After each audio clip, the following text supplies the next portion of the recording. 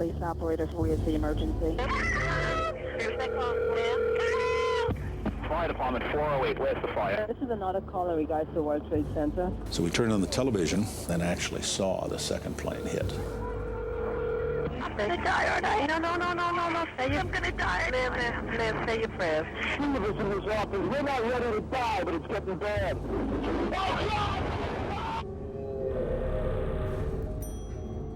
My Secret Service agents came in and said, "Sir, we have to leave immediately," and grabbed me and hoisted me up and moved me very rapidly down into an underground facility under the White House. It's so difficult at the moment in all this confusion. While they waited for secure communications to come online, the vice president was in lockdown, watching the news. From Longboat Key, Florida. President first from Florida stopped at a military installation in Louisiana. The Secret Service kept the president in continuous motion. The president, as we have reported, is now at a military installation in the Midwest. In Washington, Dick Cheney was in charge. Condi Rice sat next to him at this table, and they watched the World Trade Center collapse on the television down there. And there was this horrible moment. It was silence. A number of unidentified airplanes were still in the sky over the Capitol. The Secret Service had received a report that an airplane was headed for the White House. Oh my goodness, there is smoke pouring out of the Pentagon. Within short order, we had word the Pentagon's been hit. We had a report that there were 6 airplanes that might have been hijacked. And that's what we started working off of, was that list of 6. They scrambled the Air Force. The vice president said he was authorized to order them to shoot down commercial airliners. Richard Clark was in the bunkers. He had recommended that we use force to shoot down passenger aircraft if those passenger aircraft were hijacked and if it looked like they were about to take out a significant target like the White House or the Capitol. Not far away, one plane looked particularly threatening. And Cheney gave an order to shoot it down.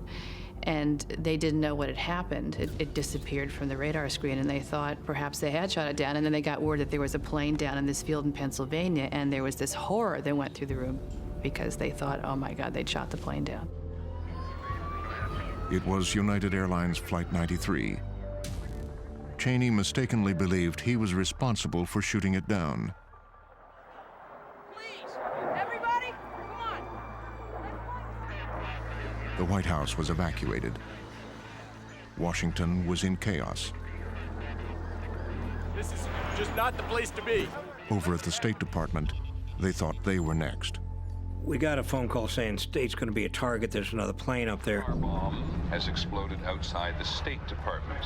But apparently we've gotten a report that now a car bomb has exploded outside. Just at that moment, there was a loud noise out in the streets, and the CNN started reporting there'd been a car bomb outside the State Department. Turned out all to be false. The Secretary of State was out of the country. I was in Lima, Peru, and suddenly my assistant came in and handed me a note. And the note said that a plane had gone into the World Trade Center. I immediately turned and said, "Get the plane, you gotta go home." John Bolton was an undersecretary of state. I spent the day at the State Department in the Operations Center. We were trying to get Secretary Powell back from Peru. Powell was completely out of the loop. It would take hours to get back to Washington. Powell had very little information, and they just couldn't get through. Everything was jammed. Powell's second in command, Richard Armitage, was in charge of the State Department. It was another day at the office for me. I'd been 6 years in Vietnam, and this was a problem. It just had to be resolved. In Langley, Virginia, even the CIA was evacuated. Those who remained were already preparing the counterattack. We're, 30 of us standing around, and when as soon as the second aircraft smashed through the second tower, everyone said bin Laden. It was bin Laden. At the CIA, revenge was in the air. We were fighting these guys, and they won a huge victory on that day, and it was a huge defeat for us.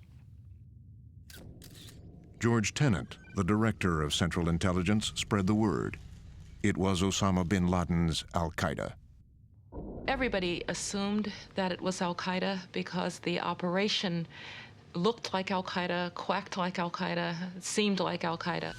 Condoleezza Rice was the national security advisor. Much of the communication traffic flowed through her. In the early afternoon, she talked to the British ambassador. By then, I think it was fairly obvious it was al-Qaeda, and she said as much over the phone. But Rice was also picking up on another idea, already moving through back channels, something the ambassador hadn't considered. She said, well, one thing we need to look into is see whether Iraq's had anything to do with this. In fact, blaming Saddam Hussein for the attacks already had powerful advocates at the Pentagon.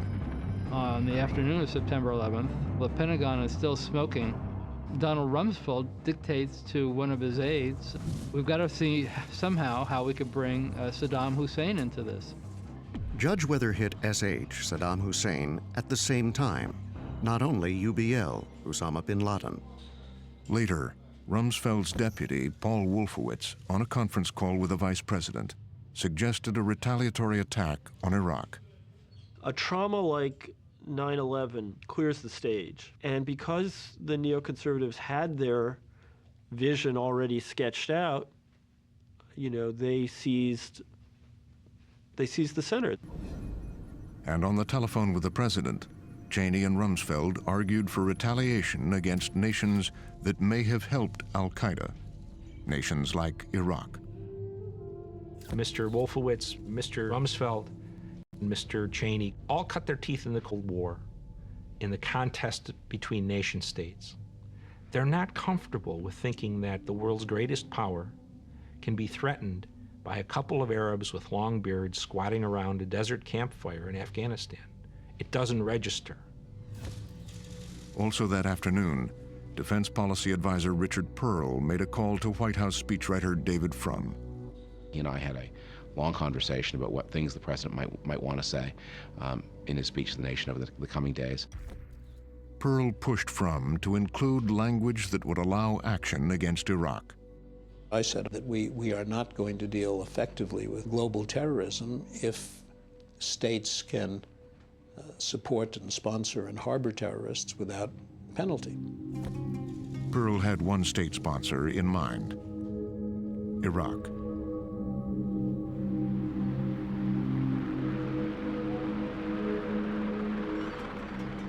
When Bush finally got back to the White House at about 7 o'clock that night, there was a draft of the speech available. The speech included Pearl's line about targeting state sponsors. The president had a short meeting that included Condoleezza Rice, National Security Advisor, and she said to him, do you want to say this tonight? And he said to her, what do you think? She said, first moments matter most. I think we ought to keep it in. Good evening. Today, our very freedom came under attack. We will make no distinction between the terrorists who committed these acts and those who harbor them. The president made what I think is probably the most important statement in all the statements that have been made by him and others, and that was that we would not distinguish between the terrorists and the countries that harbor them. At that moment, the group that would be known publicly as the neocons had been given enough to mount a campaign. When he laid down those principles, I don't know whether he foresaw all of their implications, how far they would take him. I don't know if he understood fully and foresaw fully the true radicalism of what he had just said. We go forward to defend freedom and all that is good and just in our world. Thank you. Good night, and God bless America. At dusk, Secretary of State Colin Powell finally arrived in Washington. As they flew into Washington, they circled around, could see all the smoke coming from the Pentagon. I had all that time to think about what had happened and what it was going to mean. Clearly, America was under assault, serious assault. He came right to the department just to swing by to have a quick word with me. I went downstairs and saw him outside the department in the evening. The streets were completely deserted. The only lights you saw at all were police cars. And then he rushed over for the meeting with the president. Powell missed the president's speech, but did make it in time for the first meeting of the War Cabinet. I suggested to the president and my other colleagues that this was an opportunity to begin pulling together a worldwide coalition. But building coalitions wasn't on Donald Rumsfeld's mind. He raised the idea of invading Iraq. The night of 9/11, at a small group meeting of the principals, Rumsfeld actually puts Iraq on the table and says part of our response maybe should be attacking Iraq. It's an opportunity. As far as Powell was concerned, the enemy was al-Qaeda, and as he said at the time, we know where they live. We know where Osama bin Laden lives. And that was the attack that had to be organized. The next morning, Powell began pushing the president to build a coalition. His first call was to Tony Blair. Good morning, Tony. How are you? The British were worried about how the new president would react.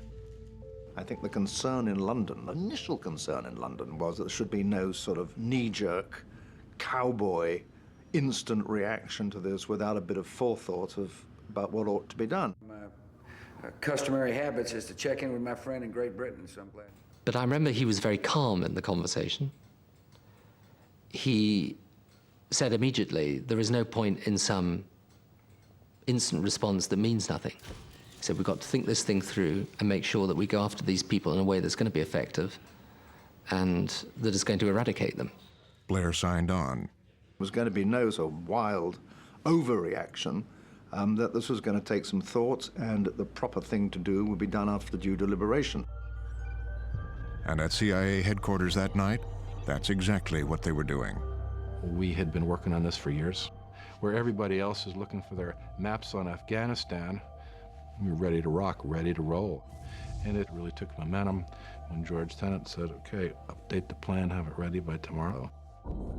They come blazing forward with a fully architected plan. We are going to spread this over 80 countries. We are going to go at it with this 8-pronged attack. Cofer Black ran the CIA's Counterterrorism Center. Cofer Black was an evangelical on the war on terror as it was defined by the president. And he wasn't going to let anybody stand in his way. And actually, either was George Tenet. Tenet and Cofer Black vividly delivered the message. Cofer Black, who was the chief of CTC, said, you know, we're going to put their heads on pikes, and we want flies crossing their, crawling across their dead eyes, and that kind of headquarters hero talk. You know, the president loves operational guys. Black does a great presentation. You know, Black has been waiting his whole life for this, basically. He's very theatrical. This is serious business. We've been attacked. This is war. People are going to die. And my guy's going to die. He can talk the talk of bloodlust, he's very vivid. The president loves this. But Tenet had a competitor in the room. Dick Cheney deeply distrusted the CIA. He wanted his oldest political ally, Don Rumsfeld, and the Pentagon to take the lead. You haven't had that kind of strong relationship between a vice president and a secretary of defense. We have never had a vice president as powerful as Dick Cheney, and we have never had a secretary of defense who probably is feared as much as Donald Rumsfeld. Once, nearly 40 years ago, Cheney had worked for Rumsfeld. They would be closely linked for more than 3 decades as formidable bureaucratic infighters. The difference between these two people, Rumsfeld and Cheney, Rumsfeld, he'll come right at you. There's nothing indirect about him. Cheney tends to be very low-keyed. It's just a difference in style between the two guys. Politically, they're really, the guys, their views of the world and their views of government are very similar. Cheney wanted Rumsfeld to come up with a plan for attacking al-Qaeda in Afghanistan. But the military was caught flat-footed. We had no plan. I mean, to be honest, you have operational plans for different parts of the world. There was none for Afghanistan. The regular U.S. military looks at Afghanistan, and all it sees is the Soviet experience. This is where superpowers go to be humiliated. And so probably feels there's a bit of foot-dragging there. Rumsfeld was angry. He wanted quick action with a small force, and he didn't mince words with the lead general, Tommy Franks, about it. The tensions were really high, and Franks was not getting more sleep than I was. And by the way, he drinks maybe 15 cups of coffee a day, smokes 2 packs of cigarettes, cigars, and chews. So he's running on adrenaline and caffeine and nicotine. And so it doesn't take much to scratch that line. And he and Rumsfeld went at it. Rumsfeld scrambled, but Tenet and his counter-terror teams were way ahead of him. So George Tenet, for a while, gets the upper hand, and I think that bothers Rumsfeld a lot. President Bush today met with his national security advisors. President Bush will spend today at Camp David with his national... Today, President Bush will focus on military strategy and meetings... That first weekend, as Rumsfeld and his generals were struggling to put together a plan, ...what it takes to win the war against those the war cabinet gathered at Camp David. By the time the meeting took place on Saturday morning at Camp David, where we assembled to look at military options and exactly what we were going to do as we move forward, it had all begun to sink in the extent of this problem. Colin Powell was unaware that attacking Iraq was on the minds of many in this room. I've asked the highest levels of our government to come to discuss the current tragedy that has so deeply affected our nation. The CIA offered its plan to take on al-Qaeda in Afghanistan. But then, Paul Wolfowitz spoke. There was discussion of Iraq and whether Iraq was behind this and whether Iraq should be included in any targeting. They made Saddam Hussein out to be the greatest threat to the United States and the source of all evil, if not in the world, then certainly in the Middle East. And Paul put a case forward that ultimately Iraq would have to be dealt with. That discussion went back and forth, back and forth, back and forth. The agency argued that that was not appropriate, not the right conclusion to draw at this point. Powell's reaction was that Wolfowitz was fixated on Iraq, that they were looking for kind of any excuse to bring Iraq into this. Thank you. Thank you very much. All. Thank you very much. At the end of all of this deliberation, the president says, "Thank you all very much. This has been a very good discussion. I'm going to think about all of this on Sunday, and I'll call you together Monday and tell you what I've concluded." As the president returned to the White House, it was clear to insiders that Afghanistan would have to be job one. The lingering question was, who would take the lead, the Pentagon or the CIA? The stakes for Cheney and Rumsfeld were high. If the CIA prevailed, they could lose control of how and where the war on terror would be fought, and Iraq would most certainly not be a high priority. And Monday, we all assemble in the cabinet room, and the president lays down about 12 decisions, just like that, machine gun fashion. What did he say? Well, of course, the thing that stands out in my memory, because it hit me vividly, was he said, "I want CIA in there first." It was a body blow to Cheney and Rumsfeld.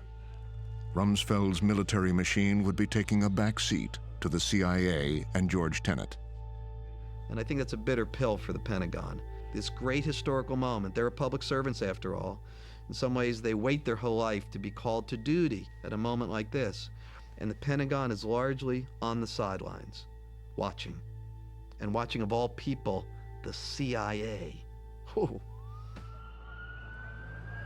But the vice president was already focusing on a different dimension of the war on terror. He wanted to push the intelligence agencies to fight from the shadows, from a place he called the dark side. We also have to work the dark side, if you will. We're going to spend time in the shadows and in the intelligence world. A lot of what needs to be done here will have to be done quietly, without any discussion, using sources and methods that are available to our intelligence agencies, if we're going to be successful. The United States is in hot pursuit of those who planned the suicide attacks on New York City and Washington. The massive investigation into last week's attacks continues to widen. The intelligence agencies responded in kind, ramping up their rhetoric.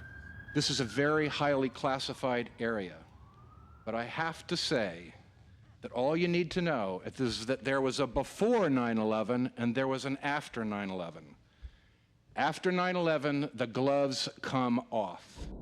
Taking the gloves off meant they would have to do things they hadn't done in decades. The dark side after 9/11 has to do with finding and killing or capturing people. And then you have to question them, and then you have to keep them. And they had nothing set up with that in mind. From that first morning in the bunker, Cheney understood he would have to start the process to provide the president unprecedented legal authority to go to the dark side. His lawyer, David Addington, set the wheels in motion. So, on the very morning of 9/11, Dick Cheney is turning to his lawyer and saying, what extraordinary powers is the president going to need to meet this threat? Addington called the Justice Department. He reached John Yoo, a 34-year-old lawyer at the Office of Legal Counsel, the OLC.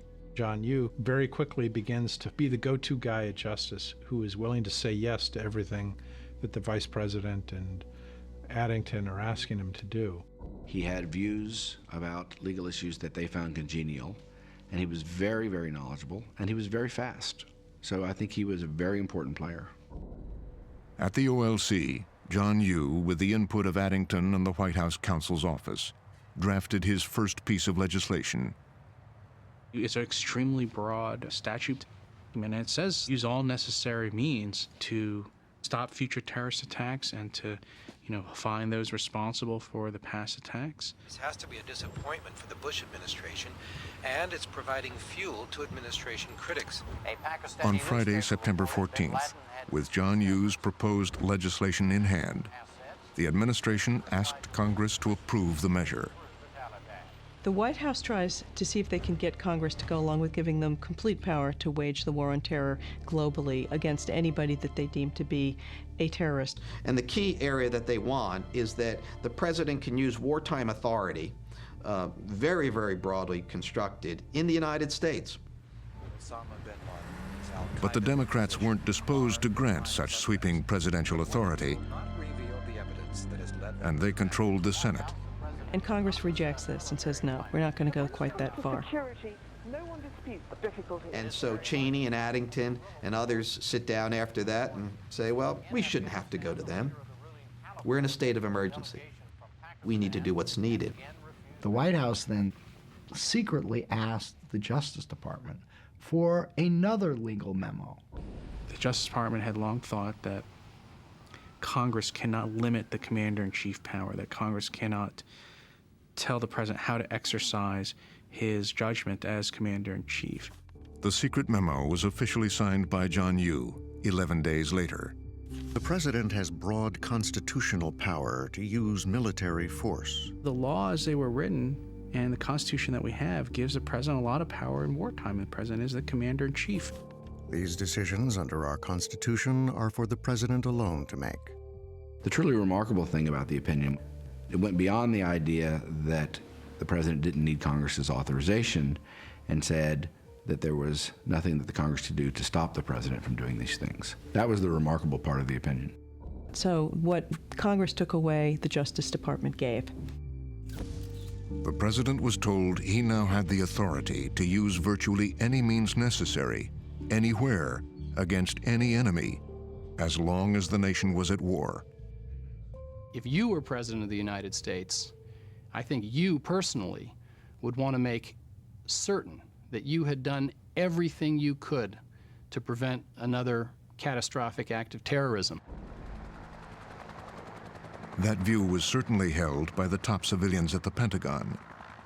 The president's statement on the night of 9/11 was now being used publicly to make the case for war against Saddam Hussein. I think the president's words are pretty good, so let me say it's not just simply a matter of capturing people and holding them accountable, but removing the sanctuaries, removing the support systems, ending states who sponsor terrorism, and that's why it has to be a broad and sustained campaign. It's not going to And that was taken by everybody to be a sign that he felt that at this point we should go after Iraq. And it alarmed Powell and the people in the State Department, who again felt it was inflaming the situation, taking their eye off the real ball, which was to go after al-Qaeda in Afghanistan.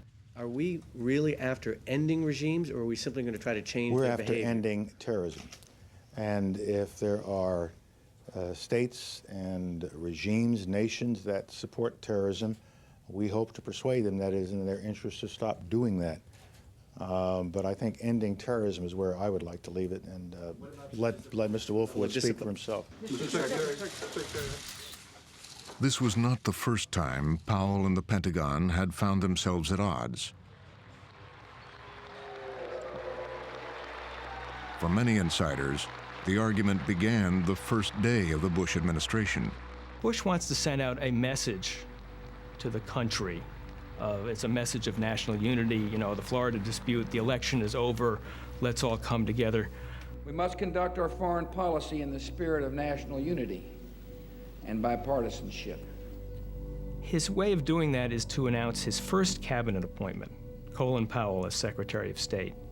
Today it is my privilege to ask him to become the 65th Secretary of State of the United States of America.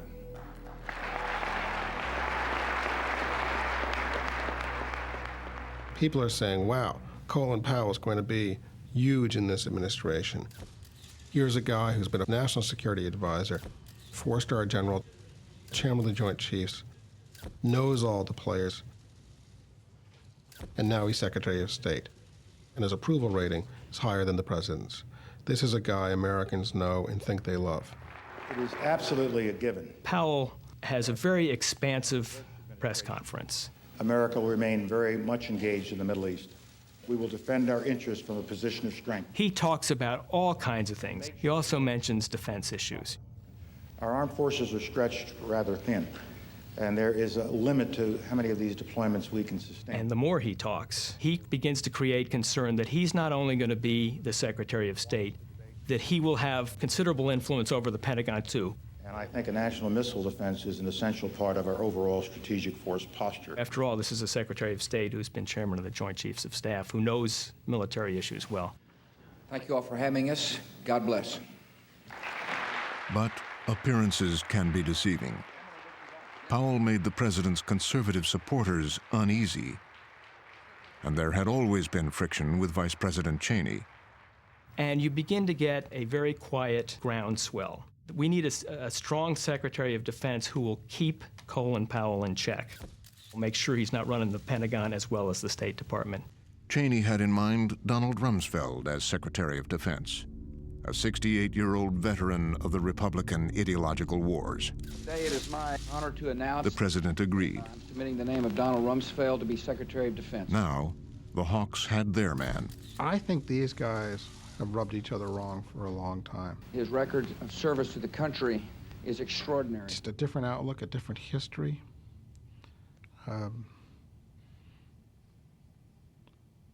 Just a different approach. Powell's vision of the world was not, as we see, the one shared by the other alpha males in the cabinet. And there are a group of them that are really formidable. George Tenet, Wolfowitz, Dick Cheney, Don Rumsfeld, they're all such dominant characters. Inside the administration, Powell was isolated. But he did have a powerful ally in Prime Minister Tony Blair.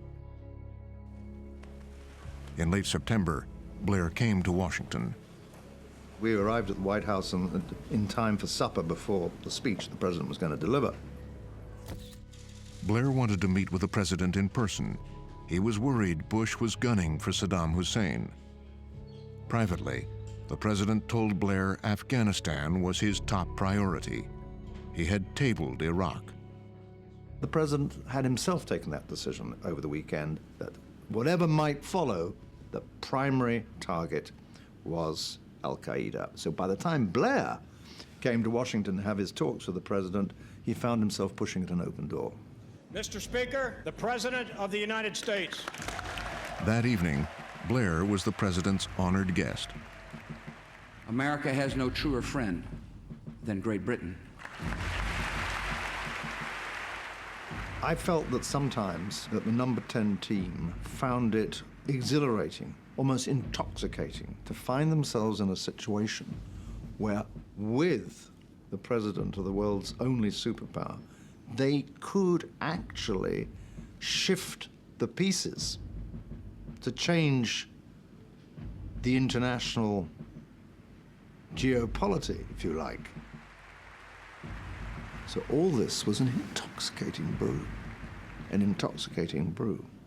And tonight, the United States of America makes the following demands on the Taliban. Deliver to United States authorities all the leaders of al-Qaeda who hide in your land.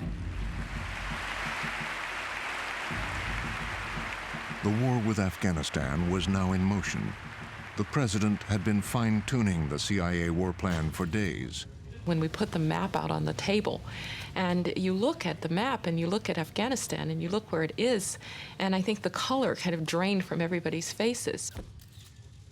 But the plan was fresh and daring, an unconventional force with paramilitary officers linking up with anti-Taliban guerrillas.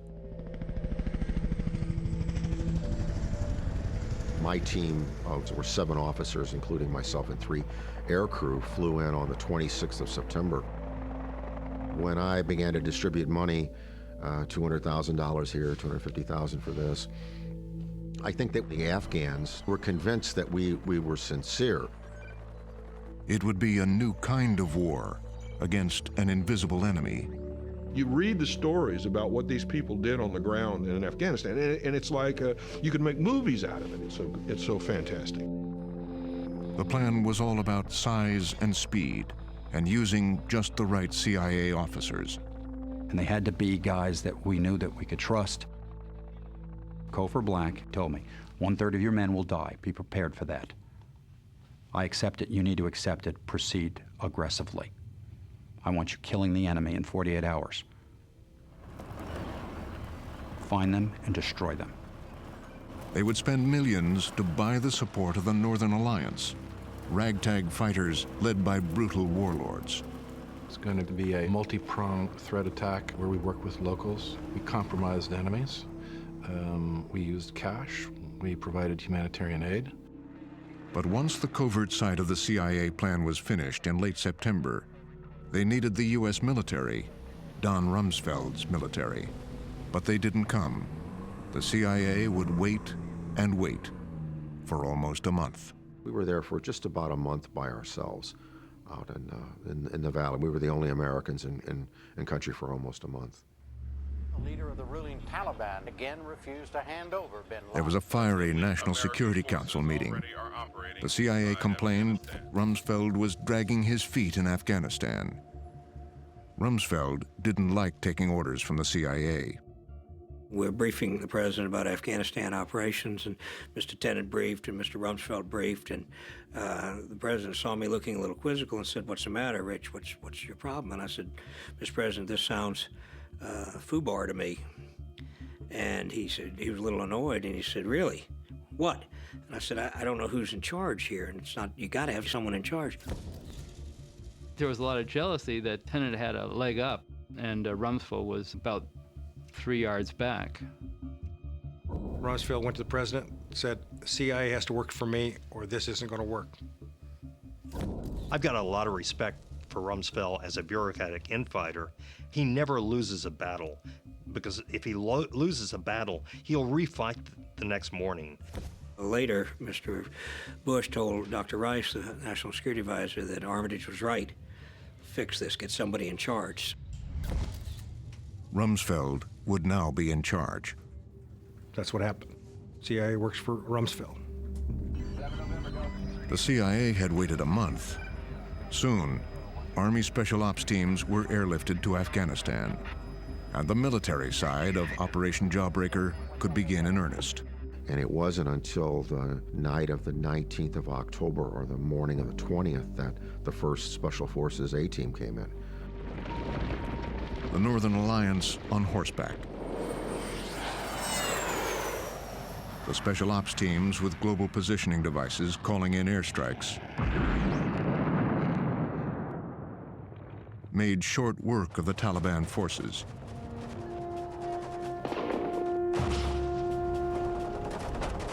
It didn't take long for the capital, Kabul, to fall. And I was absolutely convinced that that would happen, and that the Taliban would break quickly. That could have happened in October, early October. Rumsfeld's push for control of the war in Afghanistan had worked. Now he was the public face of the war. All together now, quagmire. And his popularity soared. You have to excuse me, I'm a little nervous being in the presence of a TV star this morning. Come on now, don't give me that stuff. He proves he's just a great public spokesman. I mean, he manages to take this Defense Department podium, and he's the center of it. Nothing in the defense establishment, nothing you own in your homes is perfect. Your cars aren't perfect. Your bikes aren't perfect. Our eyeglasses aren't perfect. First of all, you're beginning with an illogical premise and proceeding perfectly logically to an illogical conclusion. Nothing succeeds like success, and the American military was succeeding remarkably well in Afghanistan, and a lot of people knew that Don Rumsfeld had a lot to do with that. That wasn't the way the CIA saw it.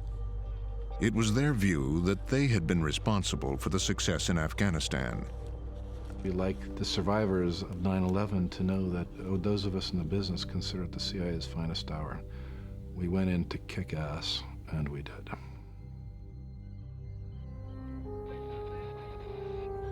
There was unfinished business in Afghanistan.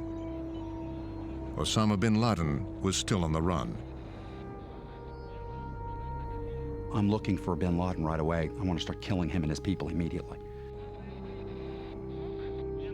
We had intelligence that continued to develop that bin Laden and Zawahiri were in Afghanistan, probably in the eastern areas, hiding out there. The CIA tried to put together a team to chase bin Laden. It wasn't easy. I asked Army Special Forces if they'll send people in. They say, no, we're not going down there. It's not stable. You don't have a reliable ally. The conditions for al-Qaeda's retreat were quite favorable, and the United States did not do the one thing that the Pentagon had within its power to do, which was to move regular U.S. troops into a blocking position behind these mountains. We could come from the north, west, and south, but we couldn't block the east. It's rugged, rugged terrain, and we didn't have enough U.S. troops. How do you block this entire mountain line? It's like blocking the border of New Mexico from Mexico and hoping you can keep people from going both ways, with tunnels underneath, hundreds of them. We could all feel it slipping away as week after week after week went by, and the U.S. had no military units on the ground except a few special forces. So on his own, and without the permission of the Defense Department, CIA officer Bernsen sent a small group to Nangarhar province. Based on intelligence that we have, that bin Laden has fallen back with about 1,000 people, and then we come upon his camp at Milawa. The CIA urgently called the Pentagon. They were given air support, but not the Army Rangers. And then 4 guys, 2 CIA officers, and 2 JSOC with about 10 Afghan guards call in the first 56 hours of airstrikes against the mother lode of al-Qaeda down below them.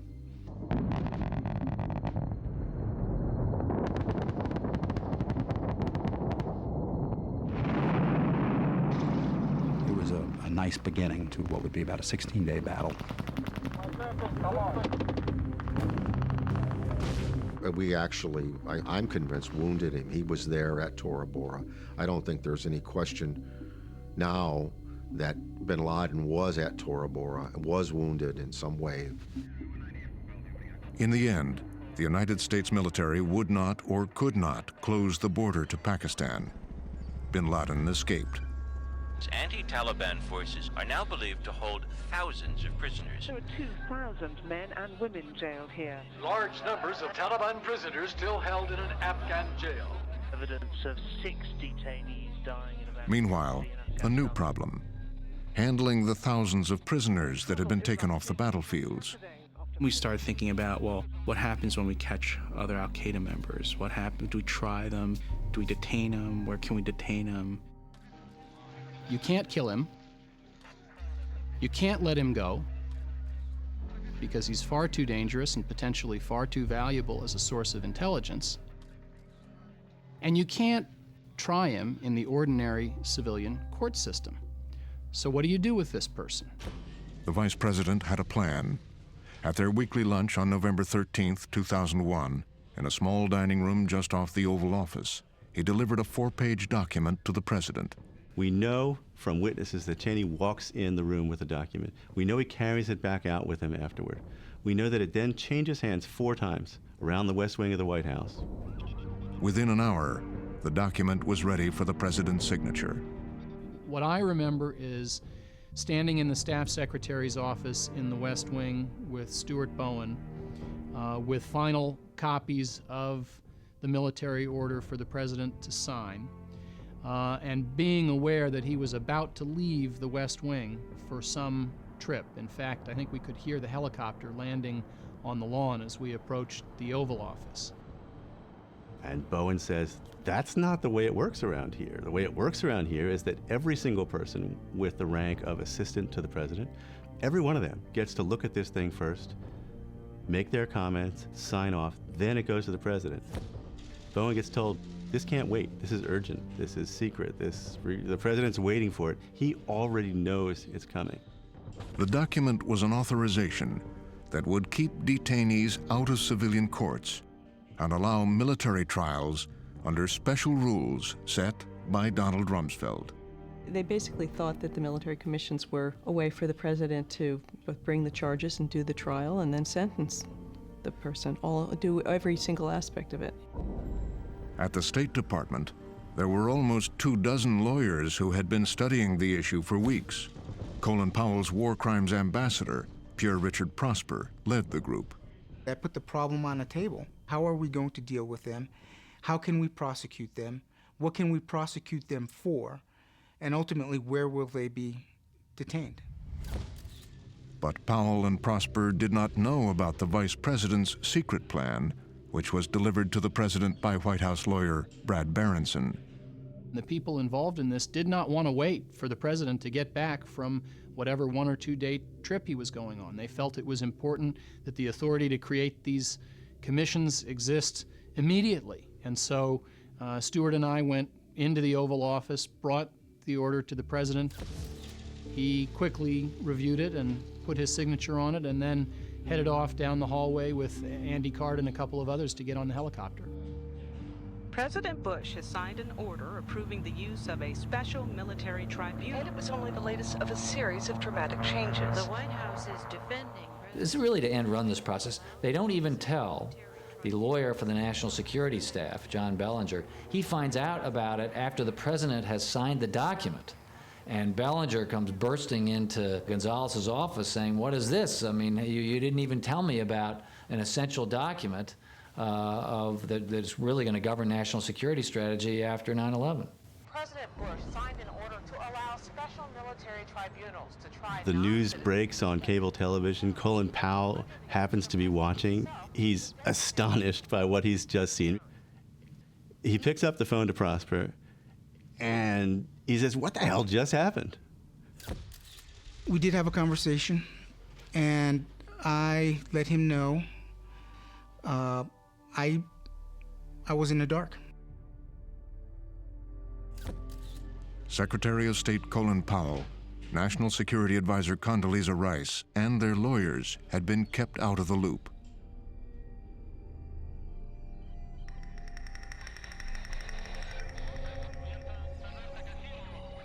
In Afghanistan, the Taliban was broken. Al-Qaeda was hiding in the mountains, and the military had lots of prisoners on their hands. In Afghanistan, the Al-Qaeda who refused to surrender have been killed. The hunt is on.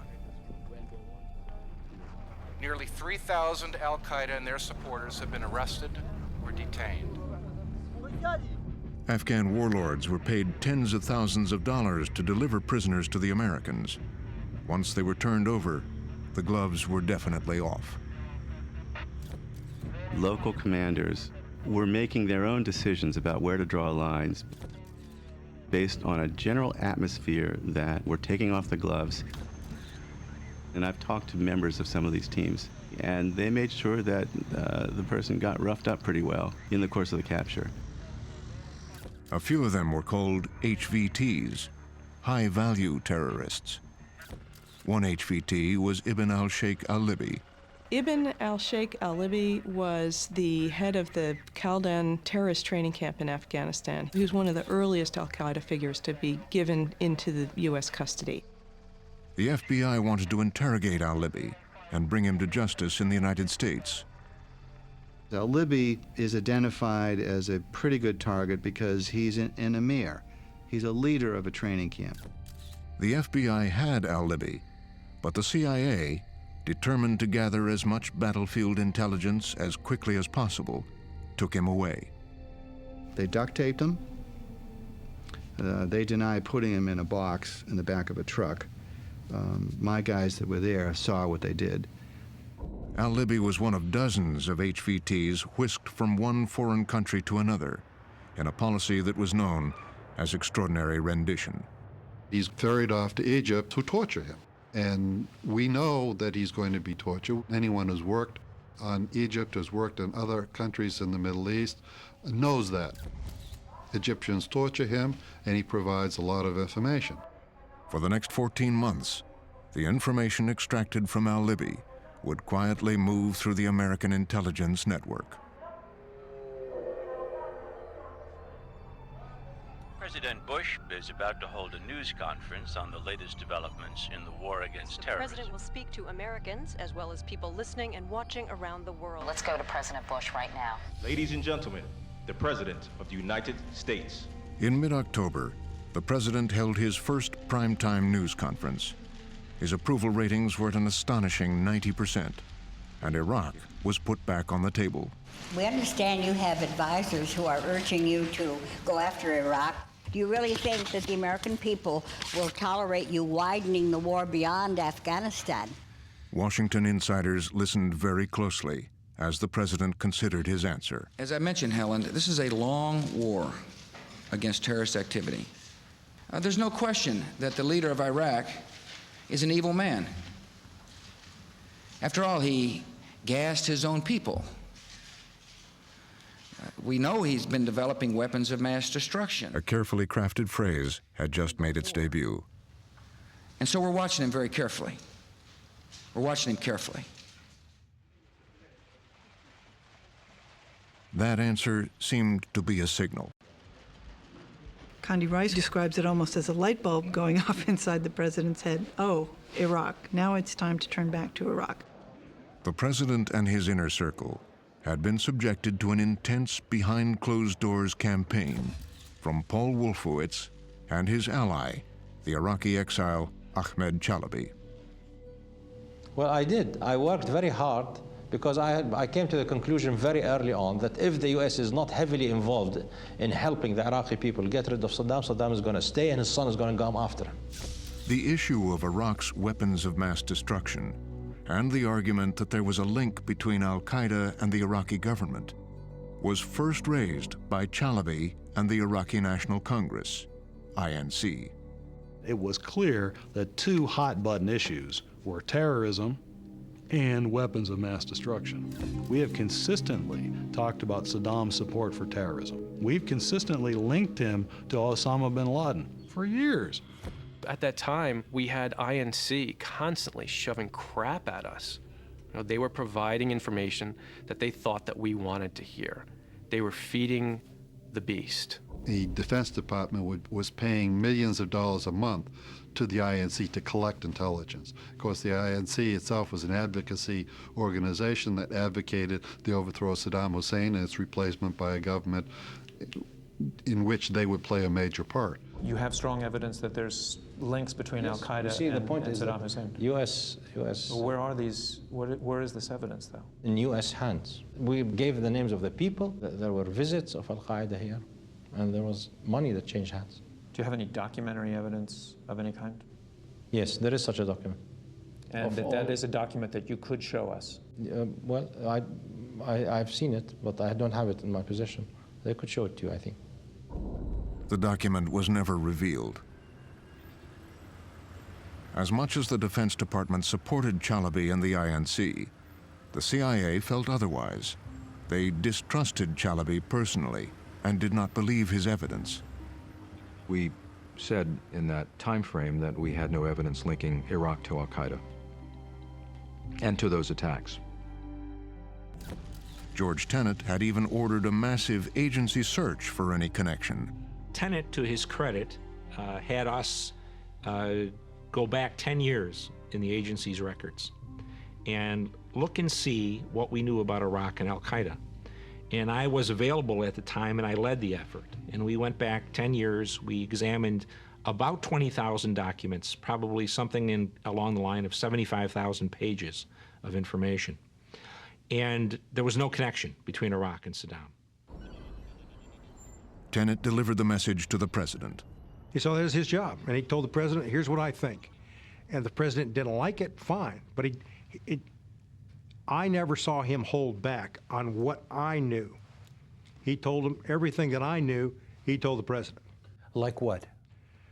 Things that were going on. It's the al-Qaeda in Afghanistan. It's not the Iraqis. It's not the Iranians. If they do have something to do with it, it'll be a side issue, but that's not the main issue now. Boom, just like that. So from the very beginning, he's saying it's al-Qaeda. It's al-Qaeda in Afghanistan. And Bush is hearing that. Yep. He was hearing that? Colonel Mustard in the library with the candlestick. I mean, here it is. Yeah.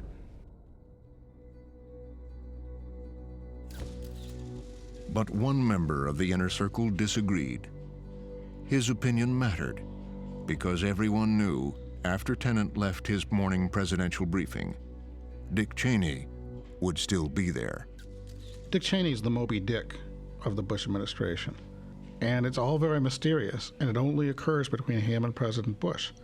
But you get the sense that as soon as the meeting's over, he sits down with the president and says, okay, here's what you need to take away from this. For decades, the vice president had been wary of the CIA's intelligence. I think there's one thing that influences him, at least in my conversations. He remembered, as clearly as I remembered, how wrong intelligence had been in 1991. It started back in the 1980s, when Congressman Dick Cheney had been frustrated to learn the CIA had been wrong about the collapse of the Soviet Union and the Iranian Revolution. I must admit to a certain amount of ambivalence to all of these proceedings. After he became Secretary of Defense, he would see firsthand the CIA's failure to predict Saddam's invasion of Kuwait, and then something he would never forget. There was a massive nuclear program in Iraq, nuclear weapons development program, that was probably 9 to 18 months away from having its first nuclear weapon detonation, and that CIA had totally missed it. We had bombed everything we could bomb in Iraq, but missed an enormous nuclear weapons development facility. Didn't know it was there, never dropped one bomb on it. That's at the forefront, at least in my conversations with him, about Iraq. You know, they were wrong before, they didn't get the evidence. How do we know what they know now? There's no doubt that the Dick Cheney comes back into office 8 years later, 9 years later, has that as one of the things burnt into his memory, that Iraq wants a nuclear weapon, Iraq was that close to getting a nuclear weapon, and CIA hadn't a clue. So during regular CIA briefings, Cheney was skeptical. Every morning, the presidential daily brief, the PDB, would be given both to the president and the vice president. And Cheney complained numerous times that the information coming from the CIA was not very good. Cheney was looking for information that linked Osama bin Laden and Saddam Hussein. But they weren't getting that information from the CIA. And so he put pressure, I think, on Rumsfeld and on the Pentagon to come up with their own estimates. Rumsfeld saw an opportunity for the civilians in the Department of Defense to finally get in the intelligence business. Inside the Pentagon bureaucracy, he could easily and quietly grow a nearly invisible operation. They needed an office that would produce the intelligence that the CIA wouldn't produce. Rumsfeld said, I can solve your problem, and he put Douglas Feith on that issue, and they created the Office of Special Plans. So they're going to do their own analysis, and they're going to show that what the CIA's been missing all along about the true relationship between Saddam and al-Qaeda. They needed people with experience in the world of intelligence, but they hired politically connected policy analysts. I got a phone call.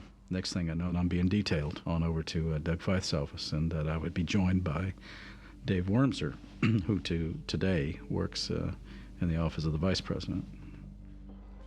They worked in a vault deep inside the Pentagon. They had what is known as all-source clearances, total access to intelligence information.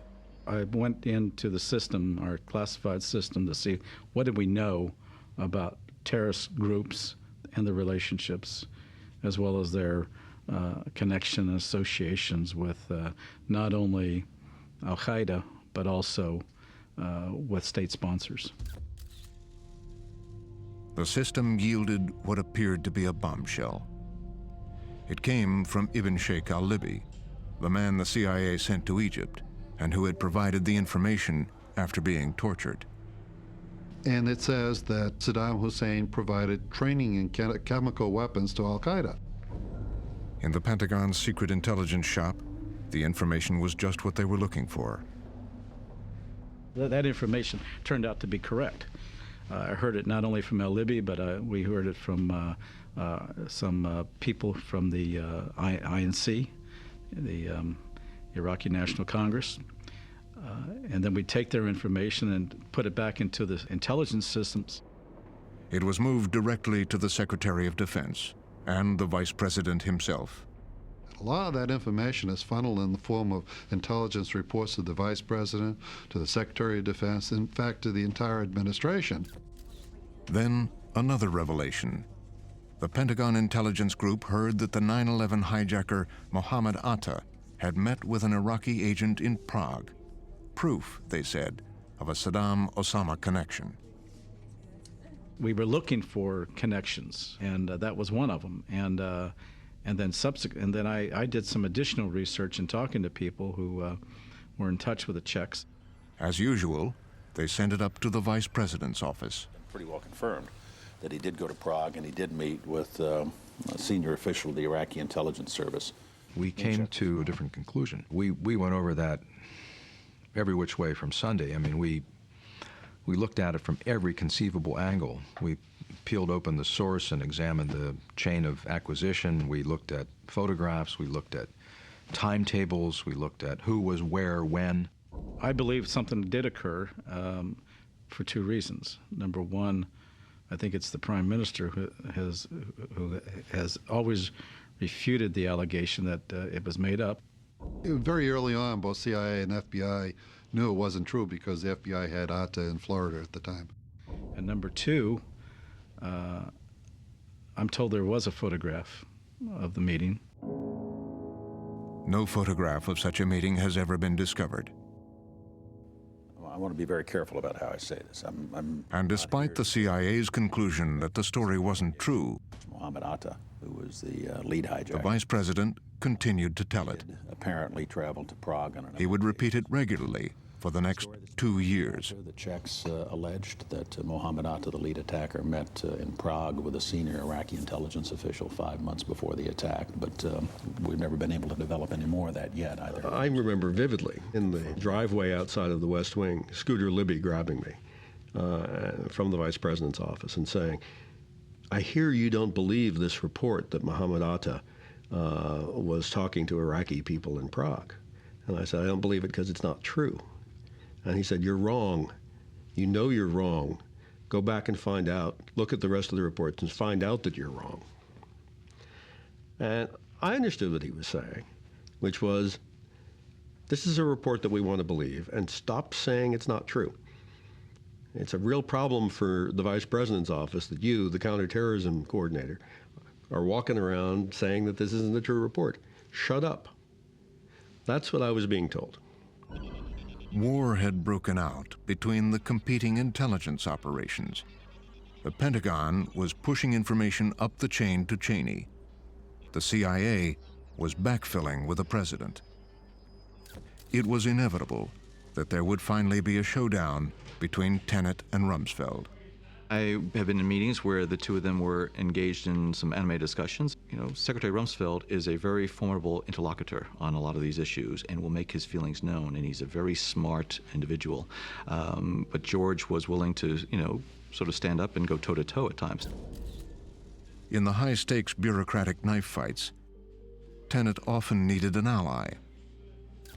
Colin Powell was made to order, and Richard Armitage was a close friend of Tenet's. I talk to George Tenet all the time, as he would tell you, and we're friends as well, and I'm proud of it. They're under attack from Cheney's office and from Rumsfeld and all of the people that work for Rumsfeld. And every time he'd come up and say, no, I can't connect the dots there, there'd be some static in the system from the vice president or from certain parts of the Pentagon who were running their own intelligence gathering operation, trying to connect dots which were unconnectable. For George Tenet, it soon got worse. The CIA's newly won resources to fight al-Qaeda began to disappear. They first saw it on the ground in Afghanistan. You could see changes being made in the U.S. military staffing in Afghanistan, that the Green Beret units, the 5th Special Forces Group, for the most part were being pulled out to refit and get ready for Iraq. And it was clear that the kind of guys that I think a lot of us believed were essential, U.S. military personnel with special operations capabilities, were being pulled away. It was almost taken for granted that we were going to go to war with Iraq. It was a nightmare, and I know Tenet was briefed repeatedly by the head of the bin Laden department that any invasion of Iraq would break the back of our counterterrorism program. Among some, not all, but many al-Qaeda specialists, was a sense of dismay. Wait a second, this isn't the enemy. The enemy is over here. Saddam may be a bad guy, but that's not who attacked us on September 11th, and we're not done getting after these guys. The struggle with the Vice President and Secretary of Defense left many in the CIA wondering what was going to happen to George Tenet. He could fight the White House, he could join them, or he could retire. I think it was a very personal and pensive time for George. I think he asked himself whether or not he wanted to continue on that road and to be part of it. So I think he had some sort of long nights.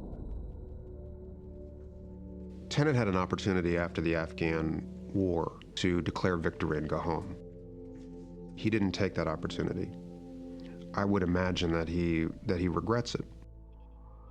Tenet and the president met nearly every morning. Tenet personally delivering the presidential daily brief, the PDB.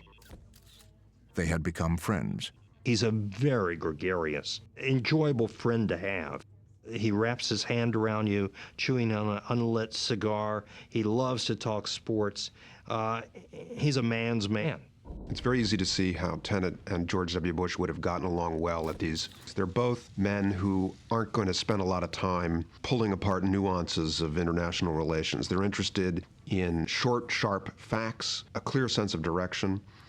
Tenet, like the president, is casual in his demeanor. It's easy to imagine at these briefings that two men who didn't know each other at all discovered that they were similar personalities. Some worried that Tenet had become just a little too close to the president. It's a Faustian bargain, because ultimately anyone who heads an intelligence agency has got to speak, if he's serving the interest, truth to power. You're committed. You're committed, and every day that you go, you're committed more.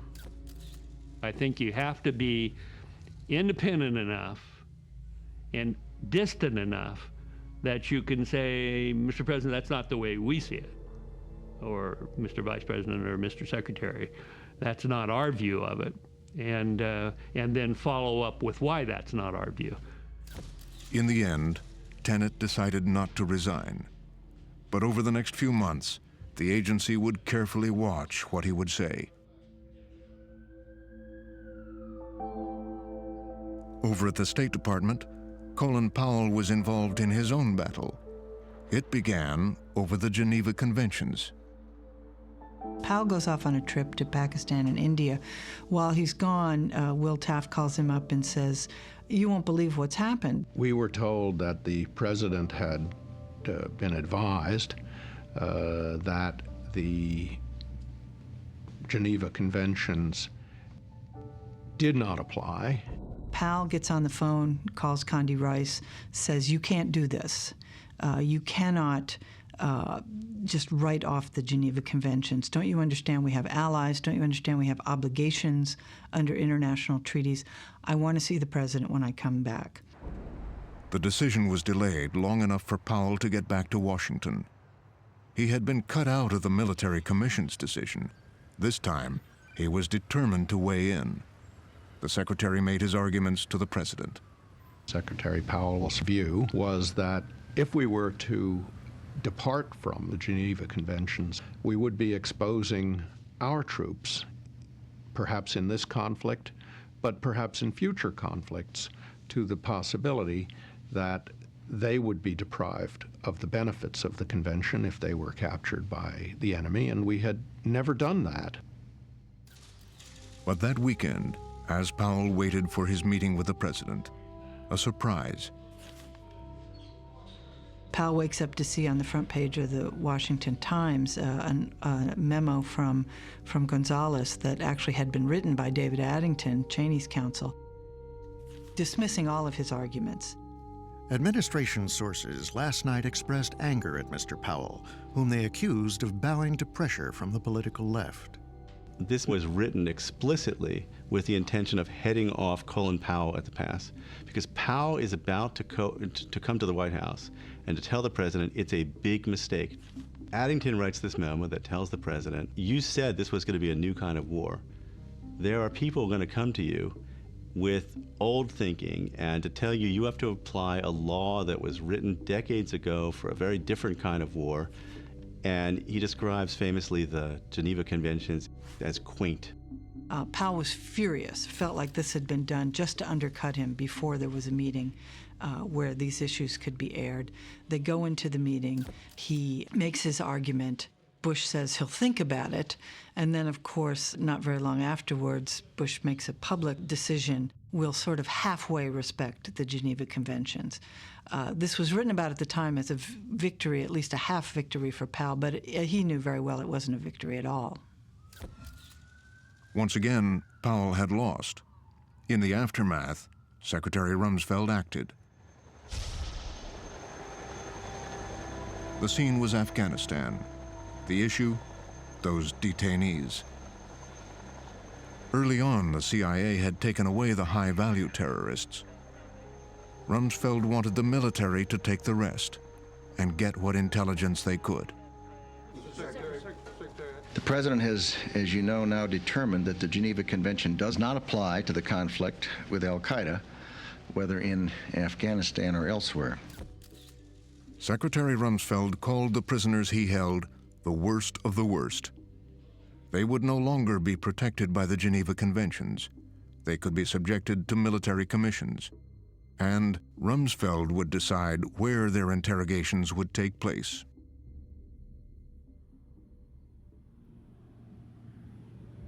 They would be held far away from the battlefield, on the backwater naval station at Guantanamo Bay, Cuba. Officially, it was GTMO, Gitmo for short. Guantanamo Bay appeared to be the ideal place. Cuba had no control over it. You would not be subject to a local government's interference, nor would you be subject to the federal court's interference. On January 11, 2002, the first plane load was sent to Gitmo. The prisoners were strapped to the floor of a C-17 for 20 hours, shackled and handcuffed. They wore goggles covered with black tape and ear cups. The military called it packaging. It'd be a very excruciating situation. Many of them thought they were going to their deaths before they got here, and were very thankful that they were not killed when they got off the airplane. They were taken from the airport into the heart of the base, to a place called Camp X-Ray. In the early days, they got put into what essentially are dog cages or dog runs.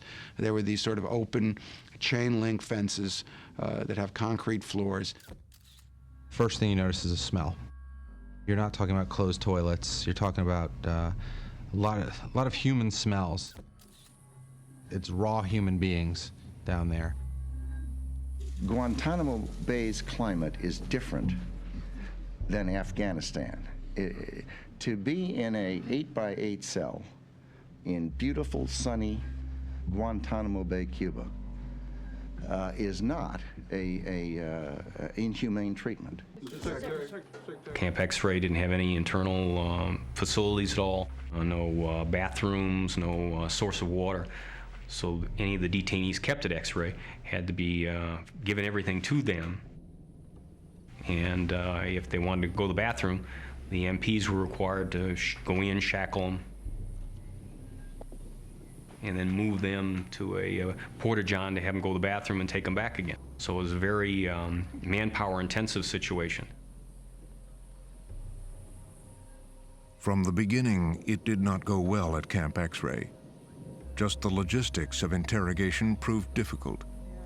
The MPs first shackled, then rolled the detainees down this path to these interrogation buildings.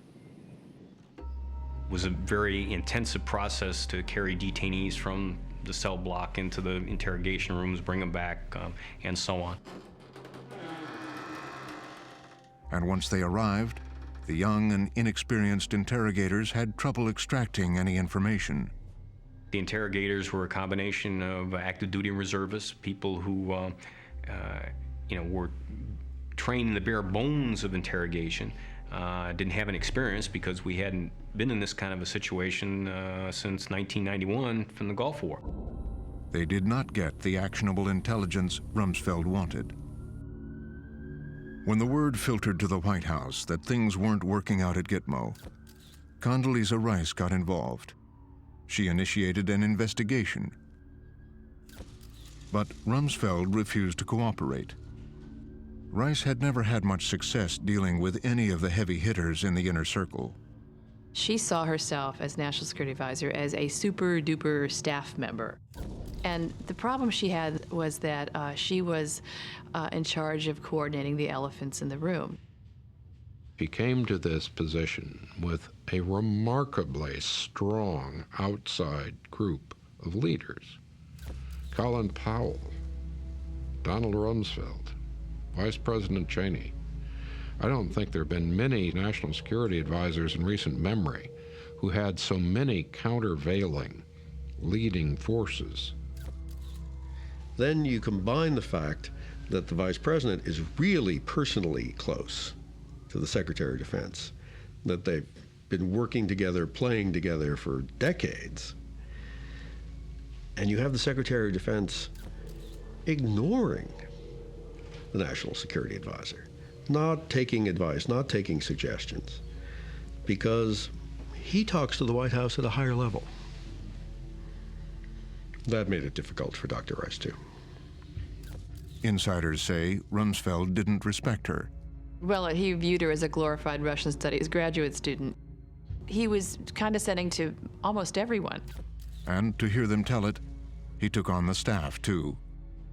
Oh, just kind of pissing on the hydrants and making sure that everybody knows that he's who he is, etc. Just a way to intimidate folks. It was unnecessary, and I thought it was seen, in my own views, it was a rather laughable and kind of a bullying technique. The skirmishes were often about matters of grave consequence. Defense Secretary Rumsfeld understood information as power, and he intended to keep it to himself. There's an episode once where Defense Secretary Rumsfeld told Frank Miller, the top defense staffer on the National Security Council, not to take notes. It was Rumsfeld who really was withholding major war planning information. Condi Rice is the National Security Advisor of the United States, and she had to basically employ spies on her staff to go over and ferret information out of the Pentagon. One of her staff members would put on his military uniform and go over and pretend to be visiting friends, and to pull out information she needed on troop strength. It was closely guarded information, and had been since a meeting at the White House between Rumsfeld and Bush months earlier. The president, after a routine NSC meeting, took Rumsfeld aside and they went into a little cubby hole off the Situation Room, and the president closed the door and asked Rumsfeld, "What war plans do you have for Iraq?" Rumsfeld believed all the Pentagon's war plans were cumbersome and outdated. The president said, well, he wanted to examine those specifically for Iraq, and that Rumsfeld was not to talk to anyone else, including the CIA director. Rumsfeld knew the Army would resist designing new and innovative war plans. He forcefully ordered them anyway. The responsibility fell to four-star General Tommy Franks. General Franks likes margaritas, and I got a margarita recipe that, of course, and I'm a tequila connoisseur, and so we sat down and had some margaritas and tequila and walked through, is this the right thing to do for us, for the country? Can we look our troops in the eyes and say, you're going to die tomorrow and here's why? The answer was yes. So after that, no misgivings whatsoever. Franks, very much a believer in the doctrine of overwhelming force. And Rumsfeld, the champion of light and nimble warfare, went at it. The existing Iraq war plan, based on the success of Desert Storm, called for weeks of heavy air bombardment and 7 months advance warning. Rumsfeld initially proposed something like 75,000 U.S. troops for the invasion force. The Army had in mind something closer to 400,000. And the more the generals dug in, the harder Rumsfeld pushed. I've heard stories again and again of Rumsfeld actually crossing off individual units from deployment plans, saying, you really don't need this, you don't need this. Finally, after a few months, Rumsfeld's persistence began to pay off. Franks was wearing down. The Army looks upon this process, I think, with a little bit of horror during that period of war plan formation. I remember one day a general said to me, Tommy's drunk the Kool-Aid. And that meant, yeah, Franks has gone over to kind of the belief in a smaller, narrower force. But Rumsfeld had also modified his position in the back and forth. So after 10 months in development, the new Iraq war plan called for 140,000 men, a rolling start in Kuwait, rapid deployment to Baghdad. It was neither Rumsfeld's plan nor the Army's. It was a hybrid. It was a lot of the old and some of the new, probably more of the old than Rumsfeld would like to acknowledge.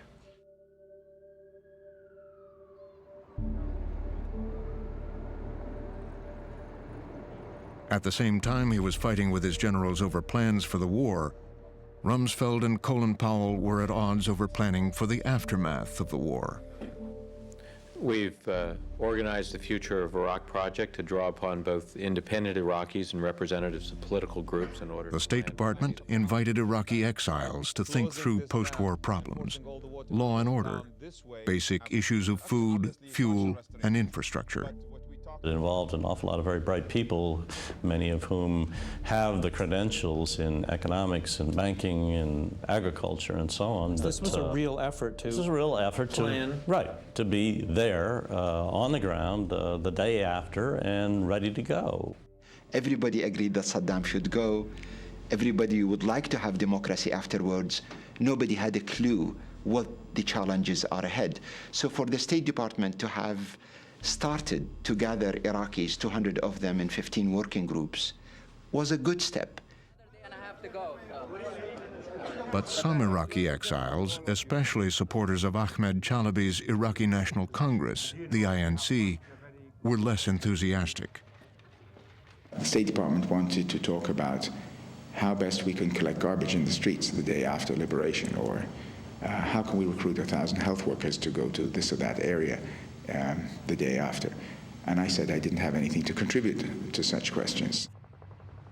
At the Department of Defense, They had a different idea about how things would go. They expected quick decapitation of Saddam's regime, and then a handoff to the INC's Ahmed Chalabi. It was primarily Wolfowitz who was in charge of the INC and Chalabi.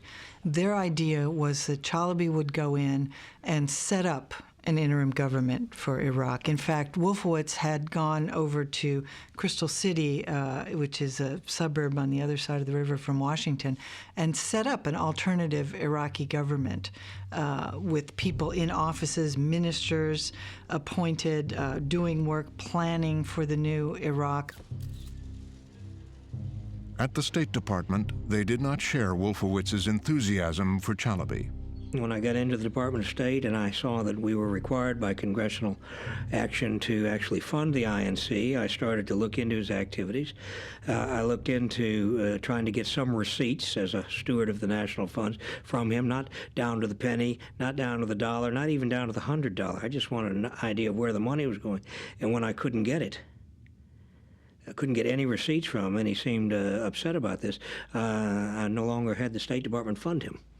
Funding went to the Department of Defense. So it didn't take me long to come to the belief that Mr. Chalabi was a charlatan. But he had real believers over in the Defense Yes, he certainly did, and in the Vice President's office. Why?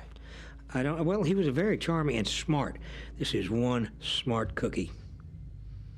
And he just convinced them that this was the answer they wanted to hear, I gather. Well, perhaps when you're telling people what they want to hear, and to recognize Israel, and you can have bases in Iraq, and this will be the new democratic bastion in the Middle East, which can change the whole picture of the Middle East, maybe there's a bit of a siren song there.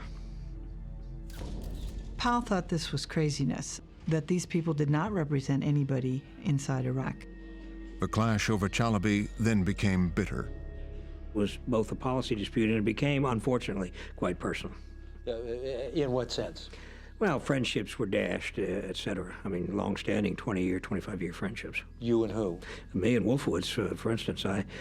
We'd worked together handsomely for years and years, and unfortunately our friendship has soured over this. The whole government turned into two camps. One of them is just totally opposed to Chalabi, and the other one was so pro-Chalabi. What should they have been thinking about? Iraq. So much time has been wasted over who to support, Chalabi or not Chalabi. That's quite right. There's been a debilitating and I think wasteful and damaging quarrel over Ahmed Chalabi. So why have you clung to Ahmed Chalabi? Why not just find somebody else that's acceptable to both sides? No one else has been proposed who's acceptable to both sides.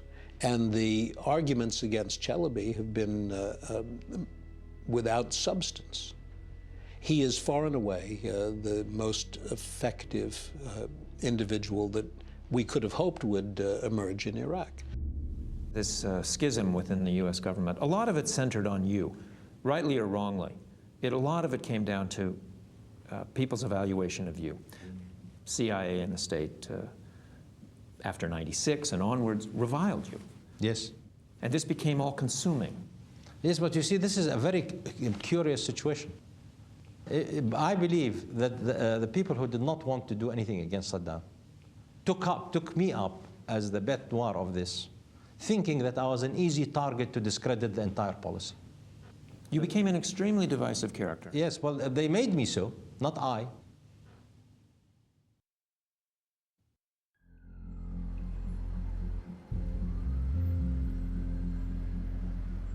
The struggle between the State Department and the Pentagon for control of post-war Iraq was settled in the Oval Office when Rumsfeld had a meeting with the president. This is typical Don Rumsfeld. He said, you can hold me 100% accountable for this, but you have to give me 100% of the responsibility as well. Let me run the thing, and you can hold me completely accountable. And I think the president likes that kind of a stand-up guy. With more than 5,000 U.S. troops still committed to the war in Afghanistan, the Pentagon is already beginning to reposition its forces. The U.S. military could be ready to invade Iraq within 90 days. As the public debate about the war began building in Washington, the vice president began to make a new argument for taking down Saddam Hussein. The evidence is overwhelming, and one of the things weapons of mass destruction. continues to aggressively pursue the development of a nuclear weapon. Now, will he Cheney's newest justification for war seemed to resonate. One of the things we need to do is to make the case, lay it out there. This is the evidence. This is what he's The case for war was gaining momentum. to the United States and to our friends around the world. Lay the predicate. Colin Powell didn't seem to believe war was on the horizon. I think Powell was a little bit later than some people to come to this realization. There were people in the State Department, people who worked for him, who came to him and said, in the summer of 2002, and said, look, they're thinking really of doing this. This is a man of great evil. He knows we're deadly serious. Our friends and allies in the region know we're deadly serious, and that we do need to find a way to address this problem. In Britain, Prime Minister Tony Blair was beginning to be concerned about whether the U.S. was preparing for war. Sir Richard Dearlove, Blair's Director of Intelligence, attended meetings with senior officials, including George Tenet. George Tenet puts a fine edge on it by explaining the political realities in Washington to Sir Richard Dearlove. And went back to brief his prime minister and told his prime minister exactly what was taking place in the U.S. And that was that the plan for the United States was to wrap the intelligence around the policy, which is the complete reverse of the way you're supposed to do it in the intelligence community. Military action was now seen as inevitable. The intelligence and facts were being fixed around the policy. Tony Blair now knew the administration was headed for war in Iraq. And as the summer of 2002 wore on, Colin Powell also finally began to realize what was happening. Powell felt, as Armitage kept telling him, that Rumsfeld had access to the president that he didn't have. Powell really blamed Rice for this, that she did not do what the first duty he felt of a national security advisor would be, which is to make sure that the president gets a wide range of views from his cabinet. In August, the war over the war heated up. The foreign policy moderates that had surrounded the president's father started to speak out. Brent Scowcroft, his father's national security advisor, wrote an op-ed piece in the Washington Post. The Scowcroft article suddenly created a kind of momentum behind those who are saying, we don't understand where you're going. And you look like you're going without having made a case, and you look like you're going on your own. Where's the international support? And suddenly the administration was on the defensive. Powell seized the moment. Hoping to get a meeting with the president, he called Rice. He says, I need to see the president, and she says, I think that's a good idea. Obviously, the depressing thing for Powell is that he has to call the National Security Advisor to get an appointment with the president. He's Secretary of State. You think he could call himself, but that's not how it worked in the first term for him. And so she says, come by, and they have dinner. I think he wanted to take the temperature of the president, find out, were the war drums beating faster than we thought they should. They met for dinner at the White House. Just Bush, Powell, and Rice. And his essential argument got down to what he called the Pottery Barn rule. You invade, you break it, you own it. He said, Iraq is like a piece of crystal. You're going to shatter it, and it's going to be in pieces all over the place, and you're going to have to put it back together, and you're going to need help to do that. Bush said, well, what do you recommend? What do you think I should do? And Powell said, take it to the United Nations. You've got to go to the United Nations. There were others in the administration who didn't want to do that, fearful that it would allow Saddam Hussein off the hook if he took us up on our offer. And Secretary Powell was very clear with the president on that if inspectors were allowed back in, if Saddam Hussein did everything we wanted, this would mean no war. Well, Powell left the meeting feeling quite pleased with himself, feeling like he'd made points, that Bush had listened, and that he'd gained some headway. Condi Rice called him the next morning and said, really good, you made your points. I think you really made an impression on the president. But it wouldn't last. The vice president was bitterly opposed to Powell's idea of a new UN resolution, and said so. All of a sudden, the end of August, Cheney gets up and makes a speech in front of the veterans of foreign wars. Simply stated, there is no doubt that Saddam Hussein now has weapons of mass destruction. He says that there's no point in having weapons inspectors go back to Iraq because they're not going to find anything. Saddam Hussein has lied before, and he will lie again. Saddam has perfected the game of cheat and retreat and is very skilled in the art of denial. Powell was furious. Cheney's speech sounded like an official declaration of war. We will not simply look away, hope for the best, and leave the matter for some future administration to resolve. In September 2002, the War Cabinet gathered at Camp David. The matter of whether to ask for a new UN resolution still had not been settled. Colin Powell was pushing hard, and now he had an ally. Tony Blair joined the debate. Blair came to Camp David to try to nail the president down, to go through the UN, and so to announce in his speech at the opening of the UN General Assembly a few days later.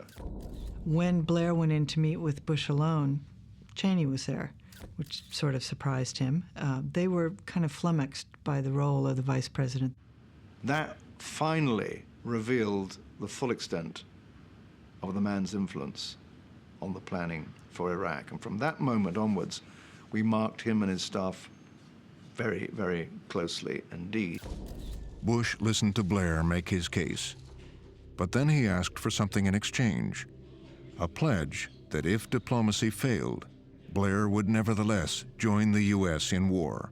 Of course, the corollary was, if we exhaust the UN process and it doesn't work, you're going to be with me, aren't you, Tony, when we go to war? In the end, Blair agreed to stand by the president. But some on Blair's staff believed he had just blundered badly.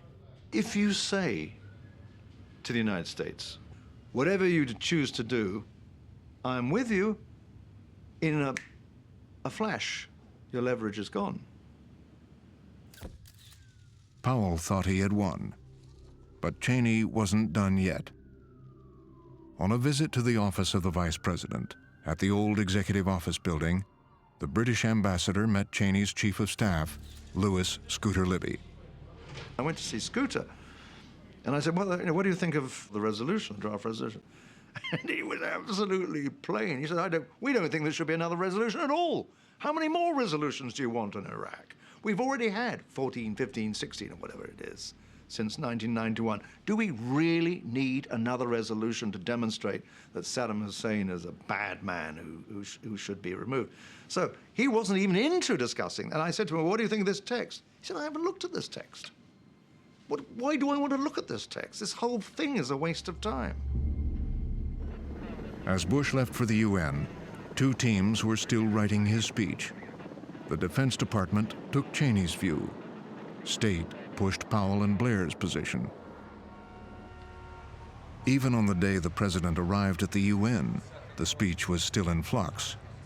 If the president called for a UN resolution, Powell and Blair would know they had won.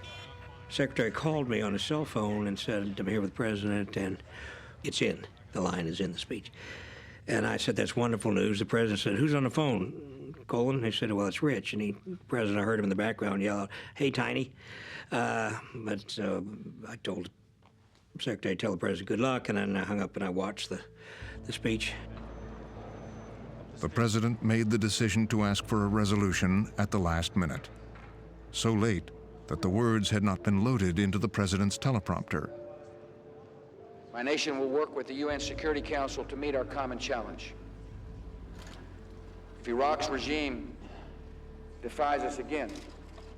And the president went past the place in the speech where the line had been inserted. The president, realizing that he'd gone past it and not inserted it, then ad-libbed it, and you can tell in the speech where he did. We will work with the UN Security Council for the necessary resolutions. But the purposes of the United States should not be doubted. And when I picked myself up off the floor, I was mightily relieved. The pundits and press believed the president asking for a resolution represented a victory for Powell. The neocons didn't think so. I think Powell wins a lot of tactical arguments because he's the one who talks to all the allies, and got to care about those if you're president of the United States. But I would still say it's ultimately Powell's tactics in the service of Bush's and Cheney's and Rumsfeld's and Wolfowitz's ends. The whereabouts of Osama bin Laden himself remain unclear. Bin Laden is more than likely still alive. Osama bin Laden had begun to send out videotapes challenging his enemies and rallying supporters. Whereabouts of bin Laden and other al-Qaeda members. Meanwhile, hundreds of his foot soldiers captured in Afghanistan were still imprisoned in Cuba at Gitmo.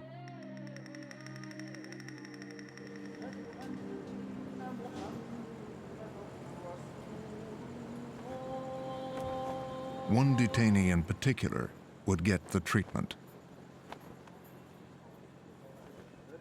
His prison ID number was 063. The insiders called him the 20th hijacker.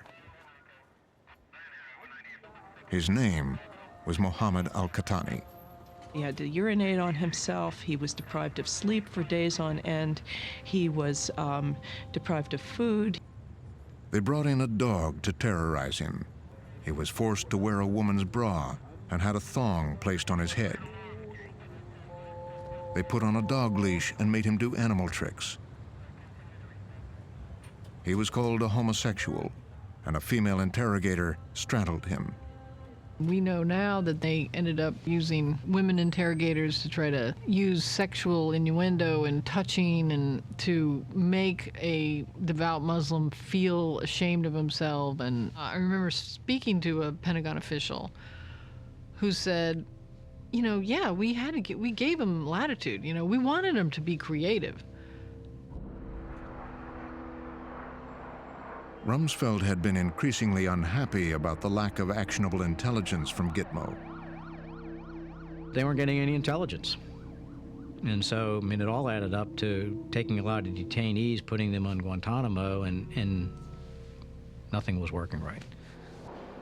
The feedback that I was getting was that the information initially wasn't as valuable as it could be, and we just had to get better organized for that. These are among the most dangerous, best trained, vicious killers on the face of the earth. He's in it daily. They're meeting on this every day. He's directly involved in it. He's very hands-on. He's not one to not make it very clear to people that he is unhappy.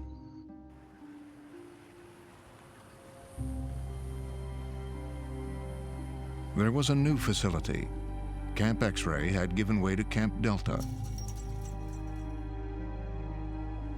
1,400 military police and intelligence officers were handling 625 inmates. We were discovering that more individuals were trained to resist interrogation, that they were specifically trained how to deal with American approaches to interrogation. So Secretary Rumsfeld authorized much tougher interrogation techniques, the harshest techniques ever authorized for use by American soldiers. This whole process is taking place completely in the dark, outside of the view of the American public. So there's several months here in which it's just extremely coercive methods being used on detainees in Guantanamo Bay, but nobody really knew about. Now they could legally use isolation facilities, deprivation of light, 20-hour interrogations. They could remove religious items and clothing, exploit detainees' individual phobias, such as the fear of dogs, stress positions, like standing for a maximum of 4 hours. One of the things he authorizes is shackling in stress positions for up to 4 hours a day. Rumsfeld works at a standing desk. And Secretary Rumsfeld writes in his own hand, I stand 8 to 10 hours a day. Why only 4? When you read the documents, the Secretary of Defense, Donald Rumsfeld, was involved very personally in approving procedures that went beyond the line of what is allowed in military law and, for that matter, in civilian law when it comes to what can be done to prisoners. The tough new interrogation techniques had been approved by the lawyers. Cheney's lawyer Addington, Bush's lawyer Gonzalez, and the Justice Department's John Yoo. A delegation from the CIA and the military and a few other agencies bring in John Yoo to the White House, and Addington is there and Gonzalez is there. And the question is, what are going to be the limits legally on interrogation in this new kind of war that the president has declared? It's the CIA was asking, because they're the ones who have high-value detainees. You know, people like Abu Ghraib and, you know, who's the number 3 person in Al-Qaeda. The new definition of torture was so narrow that it was almost impossible to commit the crime. What that memo did was it defined torture down, so that the only thing that really winds up being torture is inflicting pain on someone of an order that would be equivalent to organ failure. And it has to be the intentional infliction of pain, because you could always argue, oh, I didn't really mean for it to be so painful. The document, known as the Bybee Memo, said the president could authorize whatever techniques were necessary to fight the war on terror.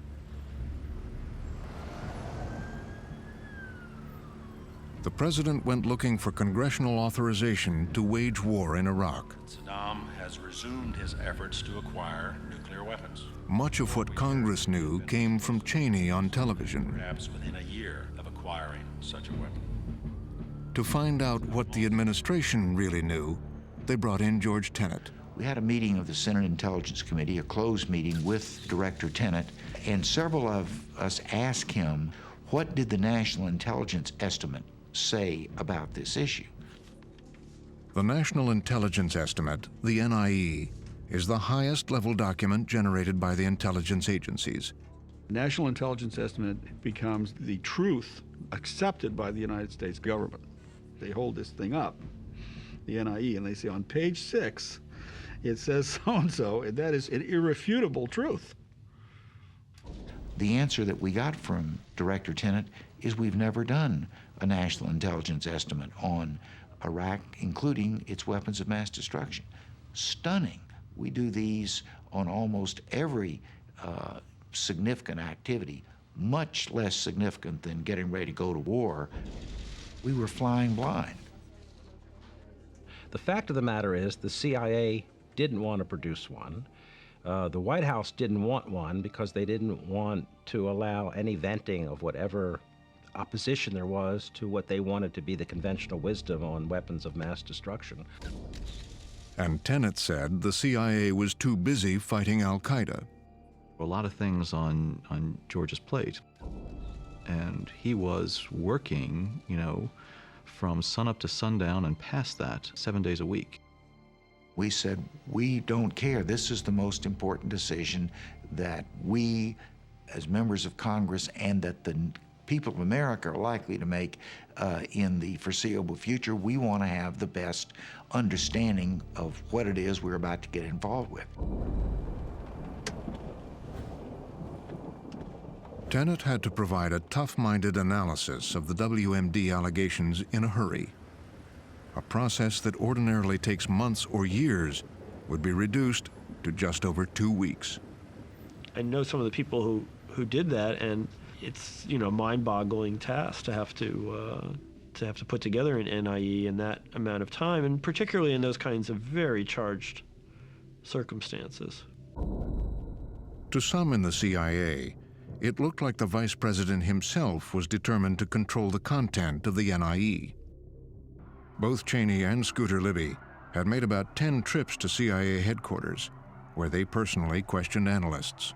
I was at the CIA for 24 years. The only time a vice president came to the CIA building was for a ceremony, to cut a ribbon, to stand on the stage, but not to harangue analysts about finished intelligence. Many of them have told me they were pressured. And there are a lot of ways, pressure takes a lot of forms. Questions every morning, the tasks, the requests to look into this angle one more time, turn over that rock again. If you didn't find anything last week, look again, see if there's something there for that, about that connection. So you start looking very hard for anything at all that will support that answer that the vice president wants, that the Defense Department wants. From NBC News in Washington, this is Meet the Press.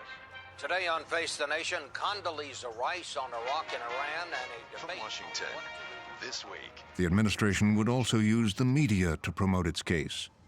September 8, 2002 was the kickoff. It began with a New York Times story. Iraq has sought to buy thousands of specially designed aluminum tubes, which American officials believe were intended as components of centrifuges to enrich uranium. The source of the story had been the administration itself. We now know that you had people on the vice president's staff talking to key reporters, doing these stories for the Times. The same day the story broke in the newspaper, the vice president and others referenced it on television. For instance, of aluminum tubes Those stories would appear, and then they would reference the very material that they'd given them and say, see, this is coming from the New York Times, not just us. Aluminum tubes, there's a story in the New York Times this morning. This is, and I want to attribute to the Times, I don't want to talk about, obviously. It had an echo effect. It had an echo effect that the administration was conscious of and employed. The allegation that Saddam Hussein had a nuclear program would become a part of the public debate. We don't want the smoking gun to be a mushroom cloud. The smoking gun is an interesting phrase. The media blitz, the visits by the vice president and his chief of staff. Some in the CIA say it was all a kind of subtle arm twisting. Later, a divided Senate commission would say that it did not constitute undue pressure. But at the CIA, some said it did. Politicization, real politicization, rarely works that way. That is to say, blatant, crude arm twisting. It's always far more subtle. And so, under intense political pressure both from the Congress and the administration, the CIA developed the NIE. In early October, Tenet delivered it. Much of it was outdated, from the 1990s. There were 4 or 5 new allegations: the aluminum tubes, mobile biological, chemical, and nuclear programs. But buried inside the document's footnotes were the State Department's doubts. If you read the footnotes closely, we said, you don't have the evidence for that. It may be true, but if it is, there ought to be a way to show that that's the truth. And based on what you've shown us, we don't buy it. A case in point, one footnote was about uranium yellow cake. A foreign government service reported that as of early 2001, Niger planned to send several tons of pure uranium, probably yellow cake, to Iraq. The State Department called it highly dubious, and so did some at the CIA. No one is endorsing it. Everyone's saying it really does sound implausible. We never took it seriously. I mean, we looked at it, but there was never any real substance to it. But the vice president had received a Defense Intelligence Agency report about yellow cake. He said, this is important, this is interesting to me. Tell me about it. I was briefed that an allegation had reached the office of the vice president, and the office of the vice president had asked the CIA to look into it. I knew a lot about uranium mining. I knew a lot about Niger. The CIA sent Wilson to Niger. He found no evidence of a yellow cake sale and reported that to the CIA. Yet somehow, the discredited story was put in the NIE. Some at the CIA blame the vice president. The CIA's assessment was sheep-herded by a national intelligence officer who works very closely with the vice president's office. It's a flawed, fatally flawed document, and it should never have seen the light of day. The secret NIE was kept in a locked room where Congress could read it, but few did. George Tenet had tried to walk a line between the White House and the Congress. In the end, some thought he had harmed his own reputation. Well, I thought that this wasn't a man who was strong enough to stand up to the President of the United States and say, Mr. President, you are about to make a very serious mistake. But 1 week later, Tenet surprised his critics by standing up to the White House. The occasion was a presidential speech in Cincinnati. Ladies and gentlemen, the President of the United States. The threat comes from Iraq. It possesses and produces chemical and biological weapons. It is seeking nuclear weapons. Designed to be the equivalent of a declaration of war, the speech was supposed to include a passage about yellowcake. Tenet lobbied for it to be removed. George Tenet actually went out of his way to put some pressure on the National Security Council to have them take that out of the speech. I would assume that Dick Cheney was furious that this was pulled out of the October speech, because again, this is the key to the smoking gun shouldn't be a mushroom cloud. That's what all of this was about, and the emphasis on the Niger documents was about relevance to make the case to go to war. But after this moment, Tenet seems to have backed away from the battle. But that was the very last time George Tenet ever fought a battle to have something taken out of a speech at the White House. Amidst a clamor to release the classified NIE, Tenet had passed out a sanitized version, known as the White Paper. And one of the surprising things about it was of a very high production level. Graphs, photographs in color. It was an advocacy piece.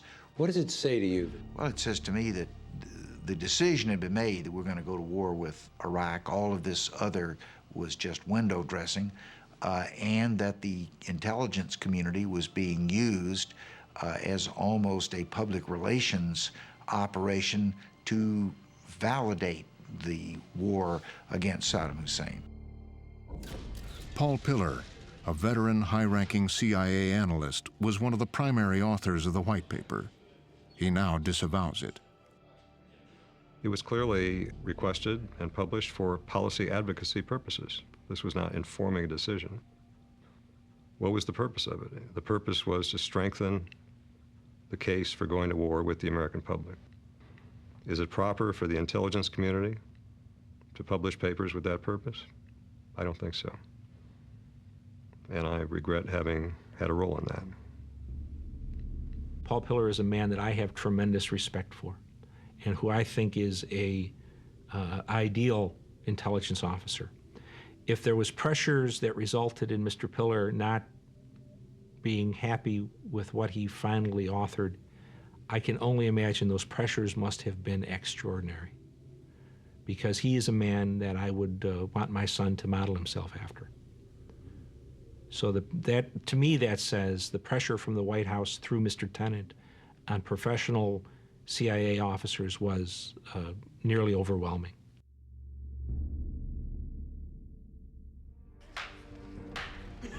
A joint resolution to authorize the use of United States Armed Forces against Iraq. And in mid-October, Congress voted on the war resolution. Clerk will call the roll. Mr. Akaka, Mr. Allard. It wasn't coincidental that the vote on authorization to go to war against Iraq occurred in October of 2002, because there was something getting ready to happen in November of 2002, which was the congressional elections. Mr. Cleland. The president's inner circle knew there would be substantial pressure on Democrats to support the war. The ayes are 77. They voted overwhelmingly in favor of the resolution. The nays are 23. The joint resolution is passed.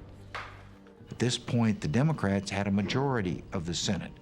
I think in large part because of all the emotion that was generated in the weeks before the 2002 election, the Republicans took enough seats to regain control of the Senate.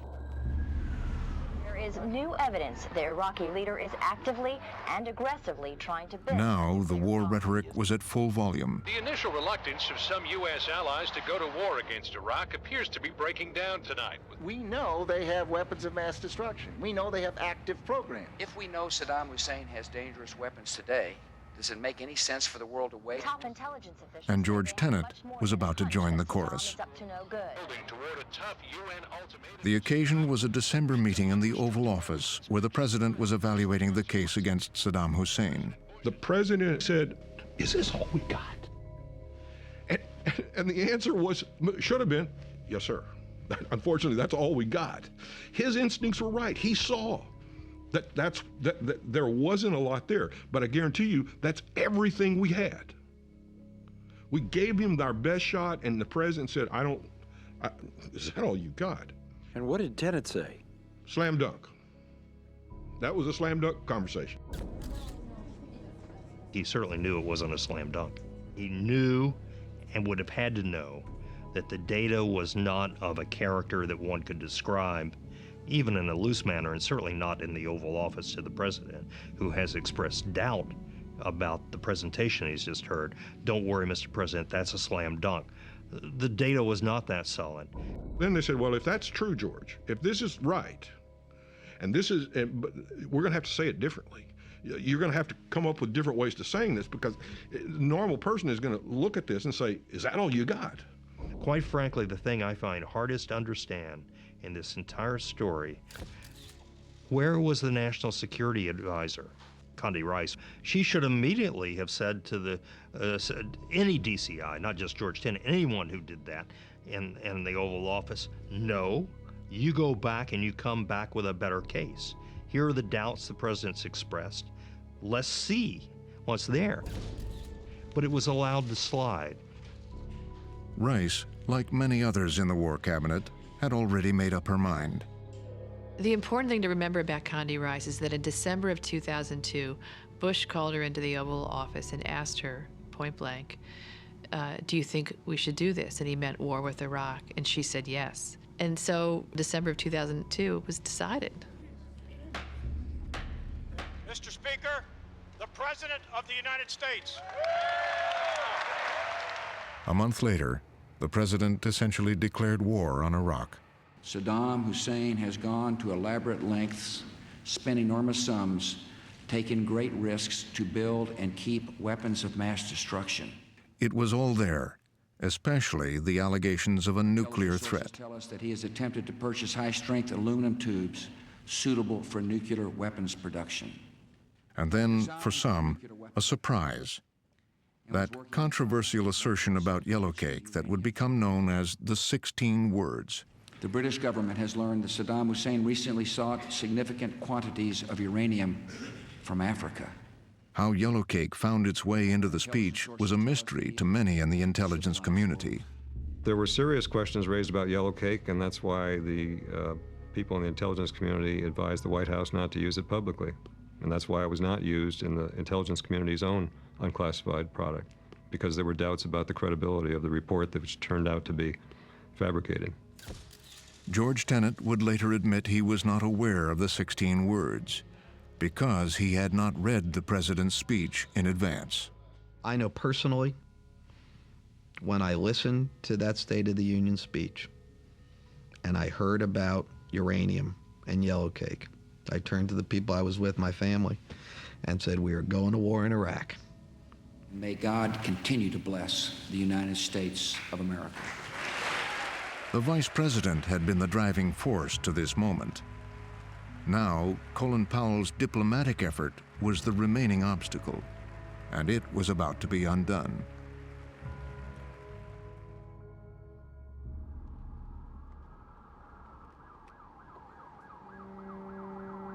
The scene was the United Nations. The French called a meeting of the Security Council to discuss terrorism. Colin Powell attended. What he did not know was that the French were about to try to prevent any military action against Iraq. And Colin Powell was fed up because it was Martin Luther King Day, and the French were insisting on having this debate on international terrorism, I think it was, in New York. The French were going to have a lunch for all the ministers. De Villepin, the French foreign minister, didn't show up for about 45 minutes at his own lunch. Nobody knew quite where he was. As Powell ate, de Villepin was at a press conference, going on record saying France would not support the war.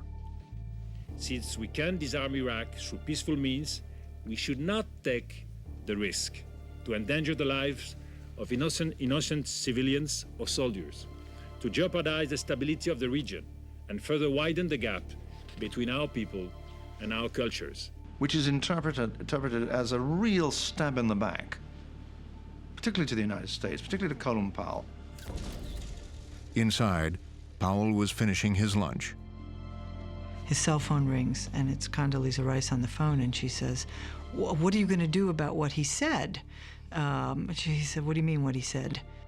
Powell had been blindsided. And when de Villepin finally arrived, Powell had to be cajoled by the press to shake hands. Can you shake hands, please? Shake hands. There was clearly bad blood, and that was when, in personal chemistry terms, things began to be more difficult between those two senior politicians. I went into the State Department to see actually Rich Armitage that week without fully understanding the flavor of what had happened in New York. And the air was blue. The air was blue. There was a smell of cordite in the Deputy Secretary of State's room, and I went in, he took me in to see the Secretary, and the air was even bluer there.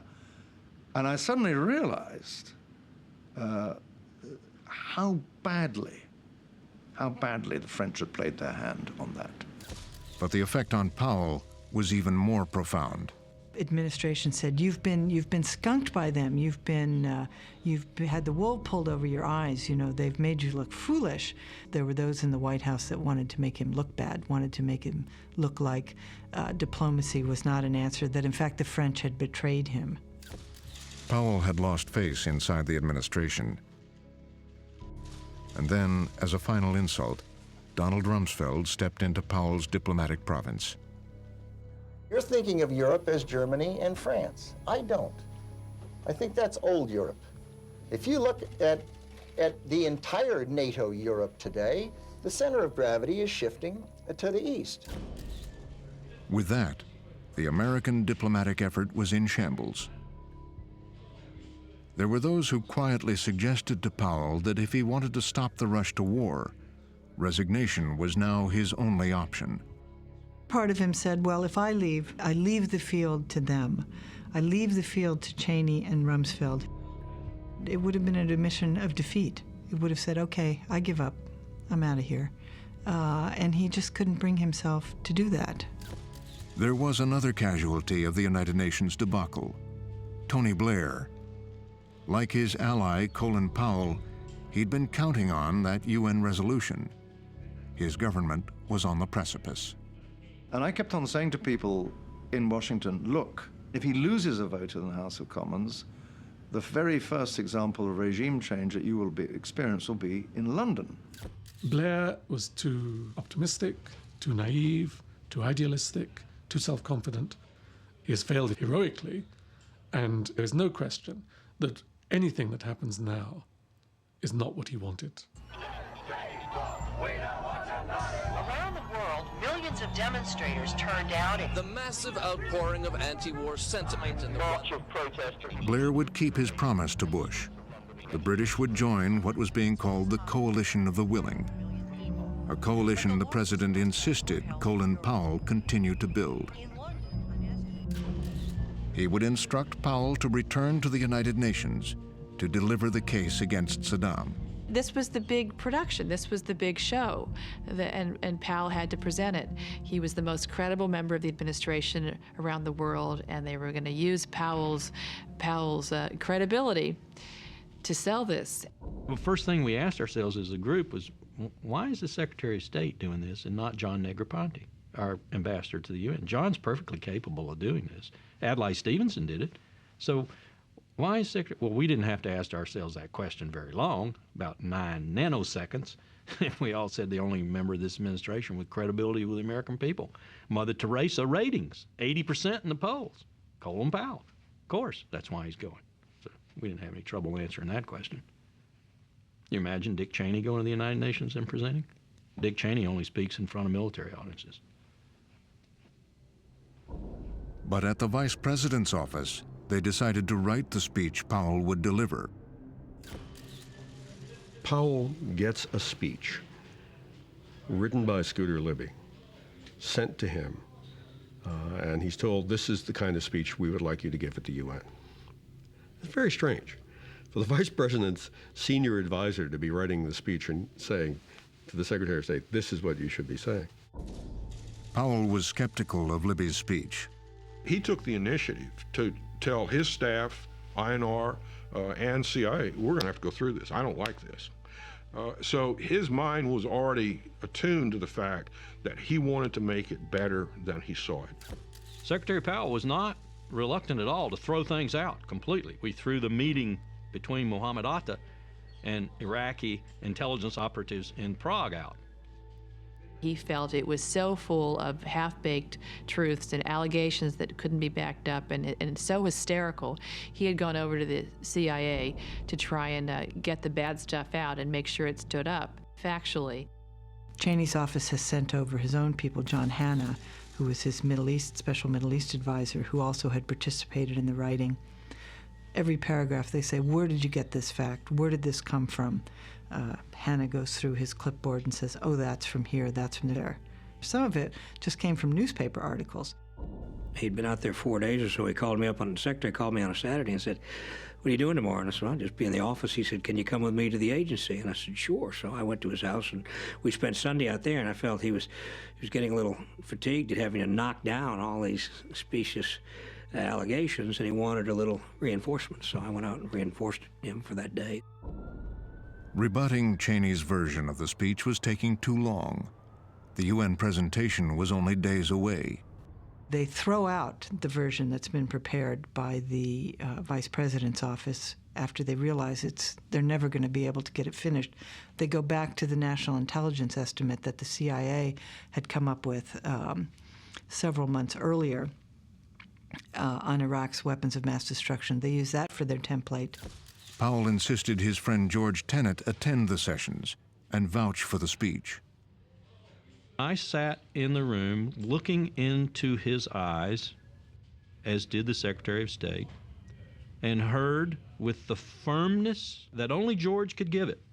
And I don't mean terminology like slam dunk, although he was a basketball aficionado and used that kind of terminology a lot. But I mean eyeball-to-eyeball contact between two of the most powerful men in the administration, Colin Powell and George Tenet. And George Tenet assuring Colin Powell that the information he was presenting at the UN was ironclad. Tenet denied Frontline's request for an interview. However, in his autobiography, he said, "Never did I give policymakers information that I knew to be bad. We said what we said about WMD because we believed it." But even at that time, inside the CIA, there were serious doubts about the accuracy of a central part of Powell's speech. It, too, had come from the NIE. Baghdad has mobile facilities for producing bacterial and toxin BW agents. These facilities can evade detection and are highly survivable. The source for this information was codenamed Curveball. Curveball was a relative of a senior official of the INC, the Iraqi National Congress, headed by Ahmed Chalabi. Curveball claimed that he was an engineer, young engineer out of the University of Baghdad, and among the things he had helped design, were this trailer, which was to be a mobile biological production facility. His story had been given to the American intelligence network by the Germans, but they could not verify the accuracy of his claims. For a service to say we have this source and here's what he reports, but we can't vouch for it one way or another, that's a little, that should be a flag right there. But as Curveball's allegations became a crucial part of the NIE, what few knew, including Secretary Powell, was that Curveball was the sole source for most of the information. He was not told the truth when he was at the agency. When he was going over the data, he was told this was based on not one source, but multiple sources. One of the sources he was told it was based on was already known to be a fabricator. He was not told that the Germans had denied the U.S. access to it. He was not told that there had been warnings from the Germans that this guy was, to say the least, undependable, alcoholic. So all the fine-grained stuff that might have caused him even then not to use it, he wasn't given an opportunity to hear firsthand. Powell will show the Security Council a mass of evidence in a presentation. The Secretary of State has prosecutor today for what promises to be a turning point in the confrontation. In February of 2003, at the White House, the President and Condoleezza Rice sat down to watch Colin Powell put his personal prestige on the line. The big day finally arrives, and Condi Rice and the president and some other staff members were watching around lunchtime in the small dining room off of the Oval Office, and the president's eating cheese and crackers and drinking a Diet Coke, and it's almost like they're watching a show. Let me turn now to nuclear weapons. Powell insisted George Tenet sit in camera range right behind him. The usual allegations were made. Saddam Hussein is determined to get his hands on a nuclear bomb. Aluminum tubes. That he has made repeated covert attempts to acquire high-specification aluminum tubes. I think on the aluminum tubes, that test data was cooked, and it was portrayed upward in a very dishonest fashion. Curveball. We have first-hand descriptions of biological weapons factories on wheels and on rails. The source was an eyewitness, an Iraqi chemical engineer who supervised one of these facilities. He actually was present during... George Tenet knew we had no agents inside Iraq. George Tenet knew that on the case of Curveball, no American had ever talked to Curveball directly. No American had been given his name by the Germans. And you go down the line, he knew the holes in the data. And Powell used that information from Sheikh al-Libi, who was rendered and tortured in Egypt. I can trace the story of a senior terrorist operative telling how Iraq provided training in these weapons to al-Qaeda. Fortunately, this operative is now detained, and he has told his story. But this information had been coerced out of al-Libi. Eventually, he would recant and admit he had made it up. Leaving Saddam Hussein in possession of weapons of mass destruction for a few more months or years is not an option, not in a post-September 11th world.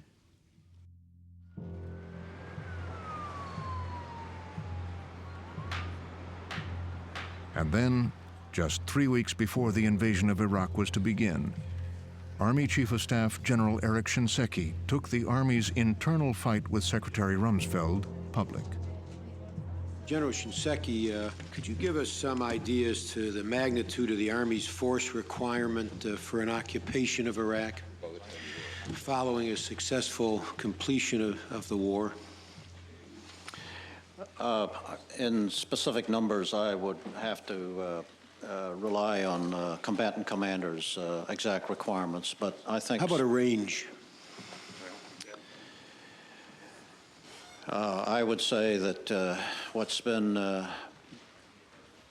mobilized to this point, something on the order of several 100,000 soldiers are probably, a figure that would be required. We're talking about post-hostilities, control over a piece of geography that's fairly significant with the kinds of ethnic tensions that could lead to other problems, and so it takes a significant ground force presence. So the next morning, I get a call from Wolfowitz, who is upset that Shinseki would give this number, and I forget exactly what I said, but I said, well, he's an expert. He was asked. He has a fundamental responsibility to answer the questions and offer his professional opinion, which he did. And there was some basis to the opinion, because he is a relative expert on the subject. So a week later... So what does Wolfowitz say when you say that? I mean, well, they're mad. They're upset. Army Chief of Staff General Shinseki said it would take several 100,000 troops on the ground to... There are so many variables that it is not knowable. It is, however, I will say this. What is, I think, reasonably certain is the idea that it would take several 100,000 U.S. forces, I think, is far from the mark. It's hard to conceive that it would take more forces to provide stability in post-Saddam Iraq than it would take to conduct the war itself and to secure the surrender of Saddam's security forces and his army. Hard to imagine. All of us in the Army felt just the opposite, that there was a long history of that being absolutely true, that the defeat of the Iraqi military would be a relatively straightforward operation of fairly short duration, but that the securing of the peace and the security of a country of 25 million people spread out over an enormous geographic area would be a tremendous challenge that would take a lot of people, a lot of labor to be done right. In short, we don't know what the requirement will be, but we can say with reasonable confidence that the notion of hundreds of thousands of American troops is way off the mark. So they discredit Shinzeki. Then a week later, I get in front of the same committee. I get asked, I see Senator Levin before the hearing starts, and he says, I'm going to ask you the same question. I said, good. I said, you're going to get the same answer. And so he asked me the question, and I exactly the same answer. And at that point, Shinzeki and White are not on the team, right? We don't get it. We don't understand this thing, and we are not on the team, and therefore, actions are going to be taken. My fellow citizens, events in Iraq have now reached the final. On March 17th, the president delivered his final ultimatum. Saddam Hussein and his sons must leave Iraq within 48 hours. Their refusal to do so will result in military conflict, commenced at a time of our choosing. On the morning of March 19th, with 12 hours to go, the president initiated the sequence of events necessary to start hostilities. On March 19th, they were all in the Situation Room in the morning. The president, the vice president, the secretary of defense, commanders in Iraq are up on the big screens in the Situation Room. And the president goes around and asks each general and commander, are you ready? Do you have everything you need? And they all assure him, yes, Mr. President, we're ready. The president then authorized the commencement of hostilities to begin at 8 in the evening, Washington time. But Rice, at that point, goes back to her office because when this happens, there's not a whole lot to do at the White House. George Tenet at the CIA was also waiting. Then his phone rang. George Tenet at the CIA got an extraordinary tip. He thought he knew where Saddam Hussein would be that very night. And he rushed in his car down the Potomac across to the White House, and he met with President Bush and the other members of the National Security Team for several hours. Condi Rice was summoned quickly into the Oval Office because Tenet's got a sort of a crude hand-drawn map, and he's telling the president that we think that Saddam Hussein is in this bunker at a place called Dora Farm in Baghdad. And they think they've got him there. They've gotten some very good intelligence. There was confusion, uncertainty, and a heated debate. Tenet talked to Tommy Franks. We are sitting around getting ready to go to war, but then Tenet calls Franks, and of course I'm on the other phone, and he said, here's what we have. Uncooperated, but I think it's a good target. Well, first of all, we got nothing set to do this, and of course the expletives are rolling out of Franks like crazy right now.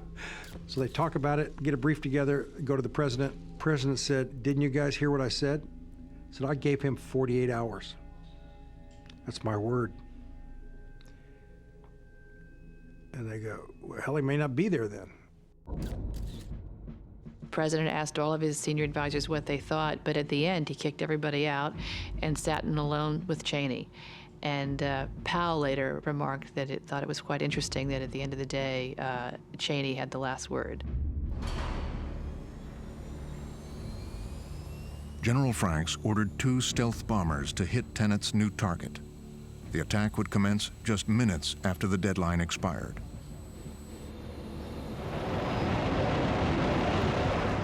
We knew that it was a high-priority mission with someone on the ground or some group of people on the ground, but we didn't know who it was. And we attacked the city, one coming in from the east, one coming in from the west. And we dropped simultaneously on the target just to the side of the river there.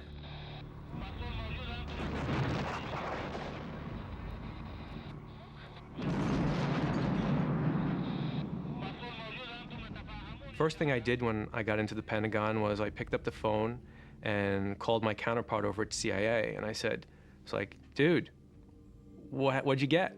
What happened? And he's like, we got him. The war is over, Mark. Pack it in, you don't have to worry about it. You can go home right now. And I said, all right, what do you got? He's like, well, I can't go into the details, but we have an unimpeachable source, and this is it. So take us a little while to check on things, but you got nothing to worry about. Saddam is dead.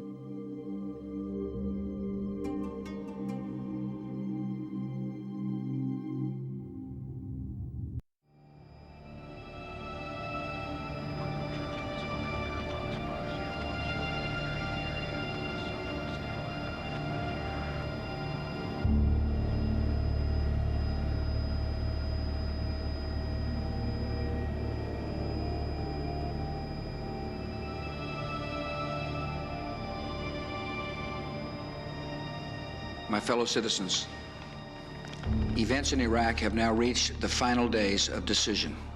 On March 17, 2003, the president delivered his final ultimatum. Saddam Hussein and his sons must leave Iraq within 48 hours. Their refusal to do so will result in military conflict, commenced at a time of our choosing. 2 days later, the president authorized the commencement of hostilities to begin at 8 in the evening Washington time. Rice, at that point, goes to her office because when this happens, there's not a whole lot to do at the White House. Director of Central Intelligence George Tenet, who had staked his reputation on the intelligence that justified the war, was also waiting. Then his phone rang. George Tenet of the CIA got an extraordinary tip. He thought he knew where Saddam Hussein would be that very night. And he rushed in his car down the Potomac across to the White House, and he met with President Bush and the other members of the National Security Team for several hours. Condi Rice was summoned quickly into the Oval Office because Tenet's got a sort of a crude hand-drawn map, and he's telling the president that we think that Saddam Hussein is in this bunker at a place called Dora Farm in Baghdad. And they think they've got him there. They've gotten some very good intelligence. There was confusion, uncertainty, and a heated debate. Tenet talked to General Tommy Franks. We are sitting around getting ready to go to war, but then Tenet calls Franks, and of course I'm on the other phone, and he said, here's what we have. Uncorroborated, but I think it's a good target. Well, first of all, we got nothing set to do this, and of course the expletives are rolling out of Franks like crazy right now. So they talk about it, get a brief together, go to the president. President said, "Didn't you guys hear what I said?" I said, "I gave him 48 hours. That's my word." And they go, "Well, hell, he may not be there then." The president asked all of his senior advisors what they thought, but at the end, he kicked everybody out and sat alone with Cheney. And Powell later remarked that it thought it was quite interesting that at the end of the day, Cheney had the last word. General Franks ordered 2 stealth bombers to hit Tenet's new target. They calculated the exact time it would take to fly to Baghdad and drop their bombs. We knew that it was a high-priority mission with someone on the ground or somebody, some group of people on the ground, but we didn't know who it was. And we attacked the city, one coming in from the east, one coming in from the west. And we dropped simultaneously on the target just to the side of the river there. Minutes after the deadline expired, they arrived.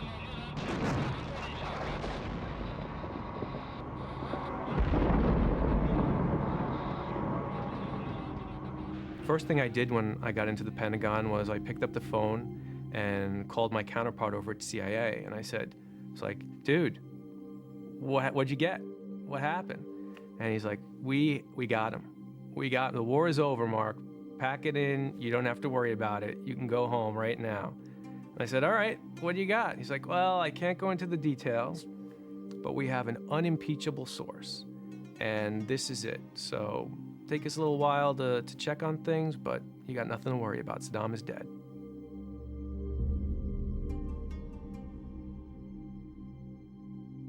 Saddam, of course, was not dead. الأرعن بوش الصغير هو وأعوانه جريمته التي كان يتوعد بها العراق. The next occasion that he appeared was on television, on Iraqi television, and he was in a bunker.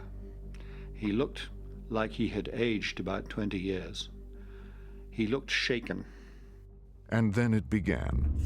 A rapid series of 40 explosions lit up Baghdad in the early morning hours. Military officials have been using the term shock and awe to describe the assault on Iraq. Severe sandstorm.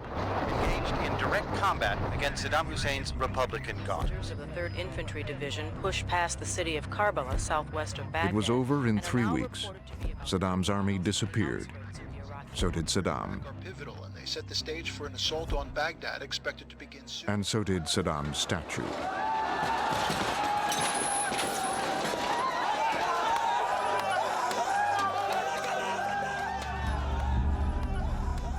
Hundreds of Iraqi civilians have taken to the city streets, cheering U.S. soldiers and ripping up The president watched efforts to pull down Saddam's statue. Was made. This giant symbol of Saddam's regime was torn from its pedestal. At the White House, they were quietly celebrating. The White House was definitely a gloat-free zone, to use his term. We had just seen the pictures of the statue come tumbling down. The president was very emotional and happy. Condoleezza Rice was there, and the vice president was there.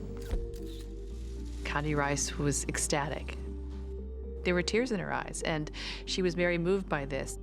Cheney has a dinner at the residence and has his chief aide, Scooter Libby, Wolfowitz, Ken Edelman, and Cheney's wife. And it's a kind of celebration that they'd done it. And they talked at that dinner about, we're going to find weapons of mass destruction, don't worry, you know, and it was a celebration. Across Washington, the other architect of the war was also taking a victory lap. The scenes of free Iraqis celebrating in the streets, riding American tanks, tearing down the statues of Saddam Hussein in the center of Baghdad are breathtaking.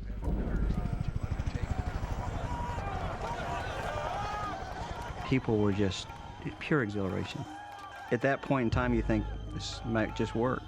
And I remember seeing a guy was carrying a huge couch on his back, and he turns and says, "Yay, America!"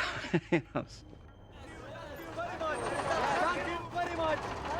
There were flowers, there were shouts of joy, there were people clambering on the tanks and kissing the tank crews. But by the time this happened, and within a matter of an hour of the Marine tanks coming up the Canal Expressway, of course the looting had begun. All of a sudden, the Iraqi people started looting, attacked the ministries, basically created a series of events which didn't stop with that. Less than 2 U.S. brigades were in isolated positions in a city of more than 5 million people, having no idea of what might come next. This was not normal. It's not a sign of liberated people. I think it's a sign of people who sense there is no authority. Iraqis are used to military coups. When they take place, they tune into their radios and they obey orders, and people know exactly how to respond to it. Instead, there was a day, 2 days, and 3 days of no authority. General James Conway commanded the 1st Marine Expeditionary Force. They were smack in the middle of the looting.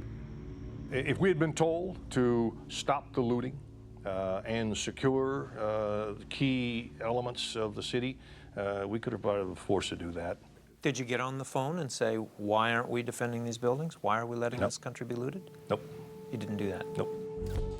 When we questioned General McKiernan, 3rd Infantry Division commander, as to why there had been no greater attempt to impose order, he said Saddam, counting military and paramilitary, secret police and others, Saddam had 250,000 people to maintain order, and the U.S. military had arrived with 7,000. You had no Iraqi institutions to co-opt into this. No Iraqi army, no Iraqi police, prisoners let out of prison, no local or national government organizations, ministries didn't exist. Iraqis are looting on a grand scale. It is a clear sign that while war might be ending, there is trouble ahead. Stuff happens. Freedom's untidy, and free people are free to make mistakes and commit crimes and do bad things. They're also free to live their lives and do wonderful things, and that's what's going to happen here.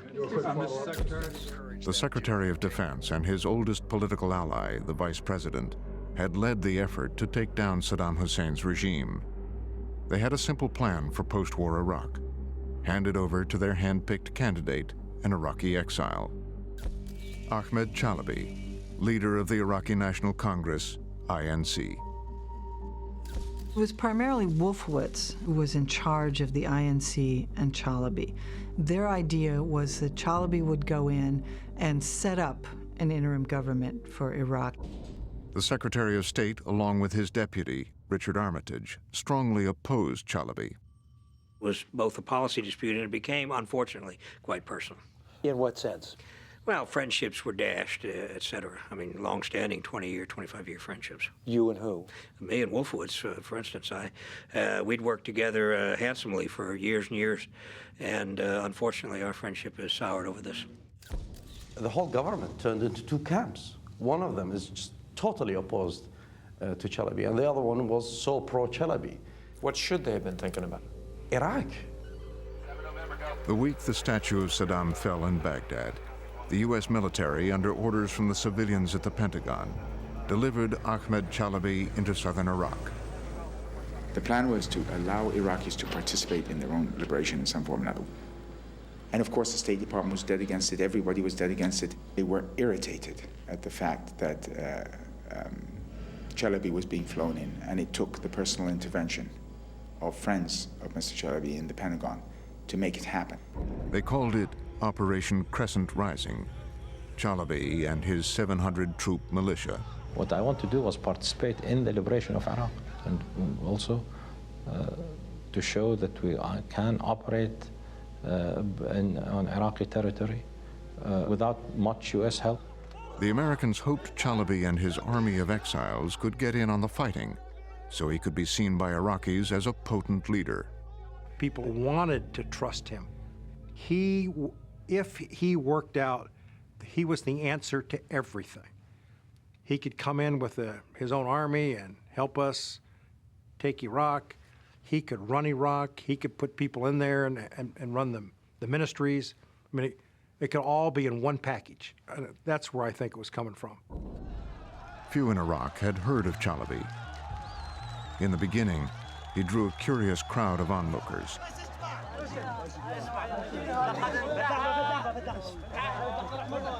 But his efforts to inspire Iraqis to rally behind him quickly failed. My overarching observation is that those folks were generally not well received. People were not responding to them like we might have hoped. They never were significantly engaged. They never significantly contributed, at least in my mind. So Chalabi was removed to a military base to keep him out of the way. It would take him a week to pull enough strings to get to Baghdad. Any hope Rumsfeld and Cheney had for a quick handoff was over. In Baghdad, matters were going from bad to worse. The looting, of course, went from the spontaneous looting of ministries. It pretty soon got into the homes, the neighborhoods, the shops. It then became carjackings and kidnappings and unstructured crime, then organized crime, and you could even probably do a DNA chain to the insurgency. That was the spark. The administration refused to admit they had trouble in Iraq. Rumsfeld was the chief spokesman. Yeah, I picked up a newspaper today, and I couldn't believe it. I read 8 headlines that talked about chaos, violence, unrest, and it just was henny penny, the sky is falling. I've never seen anything like it. It's just unbelievable how people can take that away from what is happening in that country. To keep the lid on in Iraq, Rumsfeld had a backup to Chalabi, retired Army General J. Garner. Garner was known as a good man to have in a humanitarian crisis.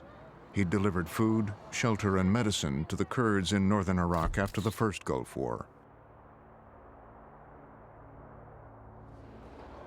But Rumsfeld had hired Garner only 8 weeks before the war began. Everybody was focused on the war. They were focused on regime change. And that took all of their energy. And so I wasn't a central focus of them at that time because the spotlight wasn't on me yet. When Garner arrived at the Pentagon, There was no plan and no staff. And when he began to hire one, he walked into a political buzzsaw. I was very surprised at how bitter and nasty the relations were between state and DOD. It was not one of differing views to serve the president. It was a full-scale war. On the one hand, the Vice President's office and the Pentagon, on the other hand, the State Department, really didn't trust each other on Iraq. It all started the year before the war when the State Department had met with Iraqi exiles to prepare a post-war plan. Organized the Future of Iraq project to draw upon both independent Iraqis and representatives. But the Future of Iraq project was Colin Powell's. Rumsfeld had forcefully argued Iraq should be the Pentagon's province. This is typical Don Rumsfeld. He said, you can hold me 100% accountable for this, but you have to give me 100% of the responsibility as well. Let me run the thing, and you can hold me completely accountable. And I think the president likes that kind of a stand-up guy. The State Department program was shut down. And when Jay Garner tried to add some of the people from the Future of Iraq project to his staff, Rumsfeld personally stepped in.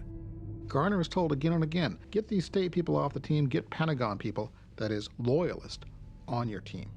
The Defense Department is going to exercise rigid control over this whole operation, and therefore, none of those people, some of whom Jay Garner apparently wanted to hire, are deemed to be acceptable. And so we just exclude that. And Powell finally called Rumsfeld and said, what the hell is going on? Rumsfeld says, on higher authority, I was told these people are not to be part of the team. Well, now there's only two higher authorities, clearly the president and presumably Cheney. So Powell backed off, but it deprived the process of some of this expertise. Whether it would have made a difference or not, who knows? Anytime you have the clash of titans and you're caught in the middle of that, there's this is somewhat of a problem. Rumsfeld and Cheney had Garner in place for the moment, but their larger strategy had always been to find a way to leave. The idea is we would act unilaterally. We would win big, and then other nations that would see our success and would want to join in. That was the plan. I've heard a former American diplomat refer to this as the ding-dong, the witch is dead school of regime change, but that's what it was. You know, we go in, you kill the wicked witch, the munchkins jump up, they're grateful, and then we get in the hot air balloon and we're out of there. Only 1 week after the fall of Baghdad, the Pentagon signaled as much. What's your feeling about being here in Baghdad, sir? Oh, I think it's absolutely terrific. You know why? Why, sir? Because I get a chance to visit these people who've been doing this damn hard work for a while.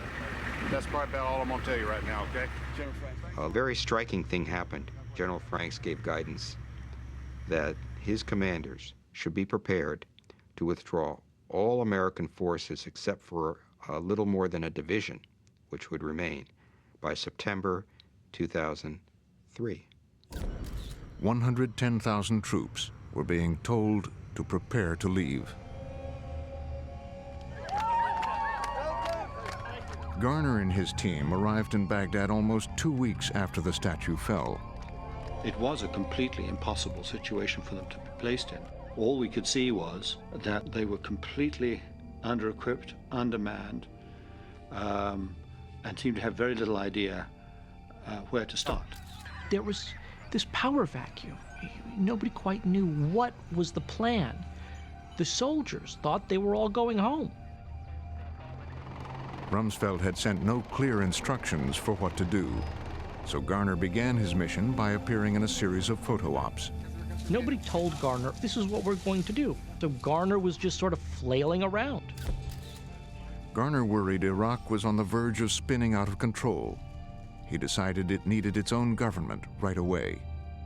He surprised Washington by beginning to plan elections. I did immediately start talking to them about elections. Let's get elections started. Let's start writing the Constitution. Let's get a leadership group here. Let's transition, if we can, let's transition that into interim government. Let's start handing over functions back to the Iraqi people, et cetera, yeah. But there was trouble. Ahmed Chalabi had different ideas about the future of Iraq. He showed up for a meeting with Garner. It didn't go well. But I didn't like. I immediately didn't like him. He immediately didn't like me either. To this day, I think Chalabi was worked both sides of the street. I think he was working with the Iranians. He was lying to us. I don't think he's a good man. I think he's a bad man. Chalabi began to undermine Garner. I kept saying, where is Garner? Place needs him. He's supposed to be in charge of reconstruction. The area is falling apart. Chalabi complained about Garner to the press and the Pentagon. The problem with Garner was that he was employing Baathists in senior positions, and the U.S. press got hold of that. And they went ahead and put it in the New York Times that Baathists were being made to run the university, Ministry of Health, and other places. And that created a big fuss. You, in fact, were pushing very hard for a spotlight to be placed on that. Oh, yes, very hard. I mean, you were talking to journalists about the fact. A lot. I thought... You disagreed with him? Entirely disagreed with him. There's an absence of authority, a vacuum of authority. The complaints about Garner made their way to the White House. National Security Advisor Condoleezza Rice, already uneasy about the looting, began to worry that Rumsfeld had lost control of Garner and was losing his grip on Iraq. Still, Rice was wary of stepping into Rumsfeld's territory. She, of course, suffered because she was competing against, in Powell, Rumsfeld, and Cheney, three senior, very self-confident, if not condescending, cabinet members who had, in some cases opposing, but certainly very clear ideas about where they wanted to go. That then poses a special challenge for any national security advisor who tries to adjudicate between and among these elephants, if I may call them that.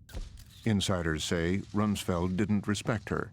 Well, he viewed her as a glorified Russian studies graduate student. The run-up to the war, it was Rumsfeld who really was withholding major war planning information. Condi Rice is the National Security Advisor of the United States, and she had to basically employ spies on her staff to go over and ferret information out of the Pentagon. One of her staff members would put on his military uniform and go over and pretend to be visiting friends and to pull out information she needed on troop strength. Rice did have a power base, her personal relationship with the president. Condi Rice didn't go in to be Brzezinski. She wasn't going to be Henry Kissinger.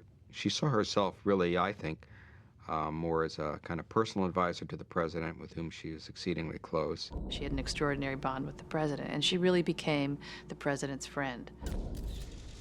Now, worried deeply about Jay Garner's freewheeling in Iraq, Rice confronted Rumsfeld. He told her he already had a solution to the problem. Rumsfeld had secretly chosen a replacement, a little-known diplomat vetted by the vice president's office named L. Paul Bremer III. Well, I was contacted by two people, Paul Wolfowitz, who was Deputy Secretary of Defense, and Scooter Libby, who was the Vice President's Chief of Staff, both of whom I'd known for decades. Bremer is old friends with Scooter Libby, who is Cheney's Chief of Staff. And Libby put Bremer's name forward, and Bremer was sort of the right kind of conservative. In L. Paul Bremer III, Rumsfeld got a businessman, a diplomat, managing director of Kissinger and Associates. Here's a guy who would work for Henry Kissinger, but doesn't know a whole lot about the Middle East, doesn't speak Arabic, doesn't know the region. What he lacked was the practical experience, and it was that lack of experience that commended him in large measure to the Bush administration. Given where the Bush administration was coming from, these apparent lack of qualifications was seen as a plus because he didn't have the Middle East mindset of the State Department, and he wasn't contaminated by the Clinton-era thinking. But there were really huge gaps in his resume. Meanwhile, in Baghdad, at just this time, Jay Garner and his team were moving into Saddam's shattered Republican palace. I get back in the palace, and it's kind of in shambles. They're all trying to find a place to sleep, and there's no bathrooms. There's no running water or anything. It was a mess. And the phone rings, And I pick it up, and it's Secretary Rumsfeld. And he said, hey, I'm calling just to tell you what a great job you're doing. It looked like things were really moving, and I watched everything going on, and just keep up the good work and all that. And by the way, I want to let you know that today the president chose Jerry Bremer to be his presidential envoy, and he'll be coming over there. And he said, I don't know when the president's going to announce that, but it could be today, or it could be tomorrow, or it could be next week. And so that was that. So essentially, I guess, the first day I got to Baghdad, I was lame duck.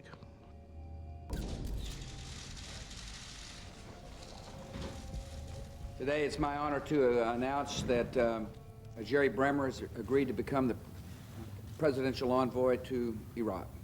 The president now had someone new to handle the day-to-day in Iraq. For Cheney and Rumsfeld, the focus was on the larger strategy of trying to get American forces out by convincing coalition partners it was safe to send peacekeeping troops in. Some of these countries were nervous about coming in, and his basic intention was to signal, hey, it's okay, the water's fine, we're moving out of the combat operation into another phase. The big fighting's over, you can come in and do the peacekeeping so we can leave.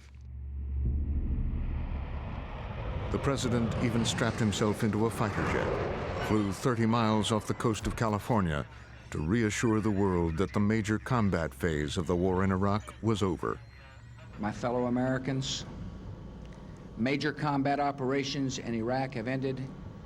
In the Battle of Iraq, the United States and our allies have prevailed.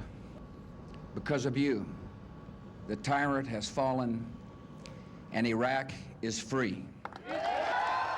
Bush never said mission accomplished, but that banner was hanging up right behind his head as he gave that speech. And it really was a premature victory speech that didn't recognize what was going on in Iraq.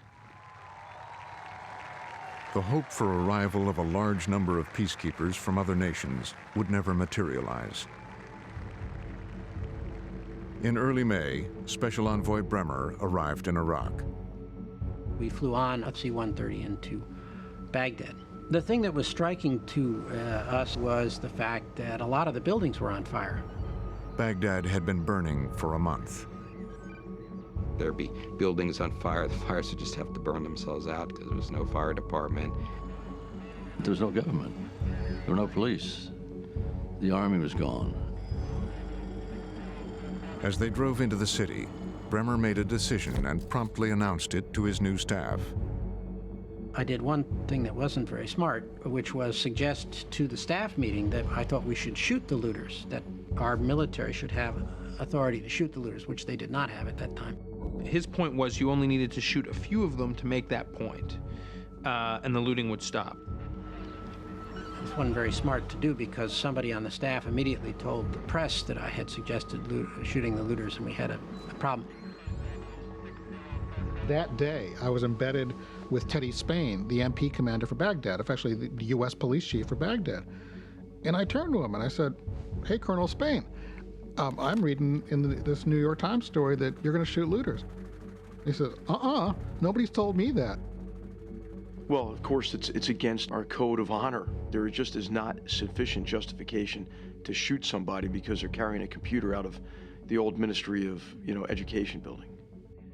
And I think one thing Bremer found out that day is that he had no command over the military. And so ended Bremer's first day. He thought he was coming in to be the proconsul. A proconsul runs the politics and the military. He had no military command. He couldn't tell the U.S. military what to do. And they were at odds with him. They didn't like him. They didn't want to listen to him. Bremer carried with him a plan devised by Rumsfeld Deputy Douglas Feith to treat Iraq like Nazi Germany, to remove all members of Saddam's Ba'ath Party from their positions.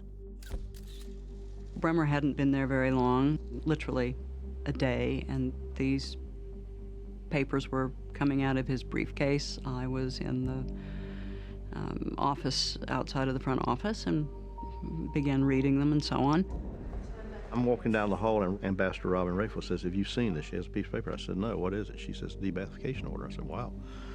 So I read it, and real quick, there in the hall room, I said, this is too deep. He was very, very, very angry. And Jay's very personal. His head he was walking fast-paced all over. I could tell he was very upset about it. I walked down, and the CIA guy, great guy, was coming across the hall. And I said, hey, Charlie, have you read the debathification thing? He said, yeah, that's why I'm here. I said, well, let's go in and talk to the ambassador. Garner had briefed Rumsfeld on debathification. He had briefed Condi Rice on debathification. And he had, I thought, a fairly cold-hearted but realistic assessment, which is the Baathists are an Iraqi problem, and more or less let the Iraqis take care of it. They know who the really bad guys are, and they will kill them. And he was pretty content to let that happen. So we went in and we talked to Ambassador Bremer for a few minutes, and I said, you know, this is too deep. I said, give Charlie and I about 45 minutes to an hour. Let us digest this thing, and then let us recommend some changes to you, and come back here and we'll get on the phone with Rumsfeld and see if we can't soften this a bit. And Bremer kind of says, look, you don't understand. I'm not asking you. I'm telling you, this is what I'm going to do. I'm not asking for your advice. And they argue a bit more, and finally Bremer says, look, I have my orders. This is what I'm doing. And so I said, well, Charlie, what do you think? And to the best of my memory, Charlie said, well, if you do this, you're going to drive 30 to 50,000 Baathists underground by nightfall, and the number's closer to 50 than it is 30. He may have come in and spoken to me at great length about it. I just don't remember it, honestly don't remember it. You don't remember these guys coming in and saying, this is 30 to 50,000 people, and my God, what are you doing? I just, yeah. You know, I was working 20 hours a day in that period as well, and this wasn't the only thing on my list of things to do the first 5 days I was there. But this is a big one, right? There were a lot of big things that first 5 days. There were a lot of big things the first 48 hours, so I don't remember every meeting. I don't say it didn't happen. All I'm saying, I knew there were concerns. I knew the agency made the assessment that there were about 20,000 people would be thrown out of work, and I judged in the end that that was a risk we were willing to take. And those who were on high before, in particular the Baathists, who used their power to repress the Iraqi people, will be removed from office. I will issue an order on measures to extirpate Baathist and Baathism from Iraq forever. We have and will... I think, frankly, there wasn't a single person in the CPA who understood what Order Number 1 meant. It created a climate where people could be expelled as university teachers or grade school teachers, not simply people who had some kind of tie to the senior structure.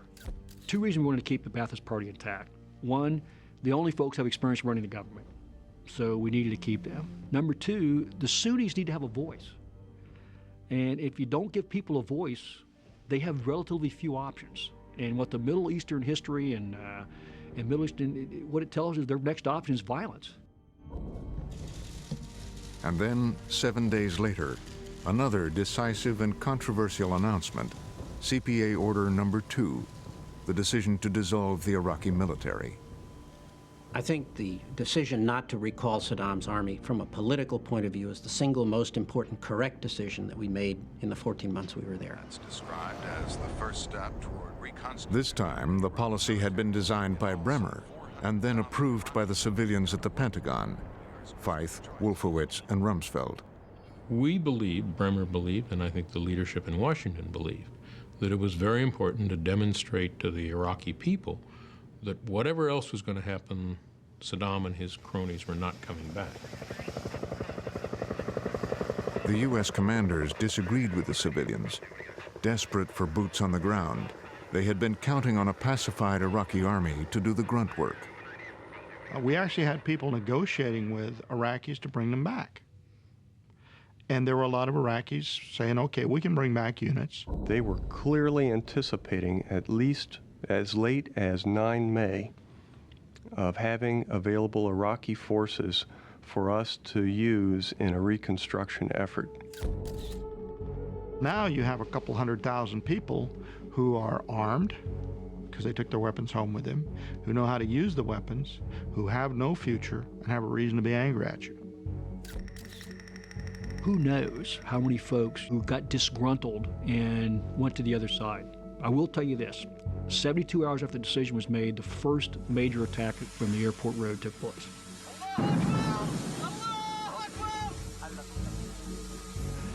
And it had 2 of our military police killed. and it's been downhill from there.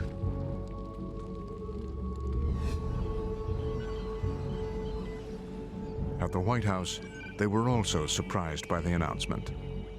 The decision to issue an edict dismantling the Army is a decision that's made without the knowledge of Condi Rice or Colin Powell. They learn about it after the fact. Rice and Powell were surprised because CPA Order Number 2 was different from what the president had agreed to after a briefing just 9 days before the war started. The briefing recommended that the regular Iraqi army be maintained as an institution because we believe that it would be dangerous to put 300,000 men on the street with guns without jobs. Condoleezza Rice, who once worried Rumsfeld had lost control over Jay Garner, now was beginning to be concerned about control of Bremer. She thought Bremer was becoming the emperor over there, that he was making decisions without telling anybody in Washington. The fallout from CPA Order Number 2 reverberated even among Rumsfeld's generals. It didn't sit well with Tommy Franks. All the recommendations that we were making weren't being taken by Bremer or Rumsfeld.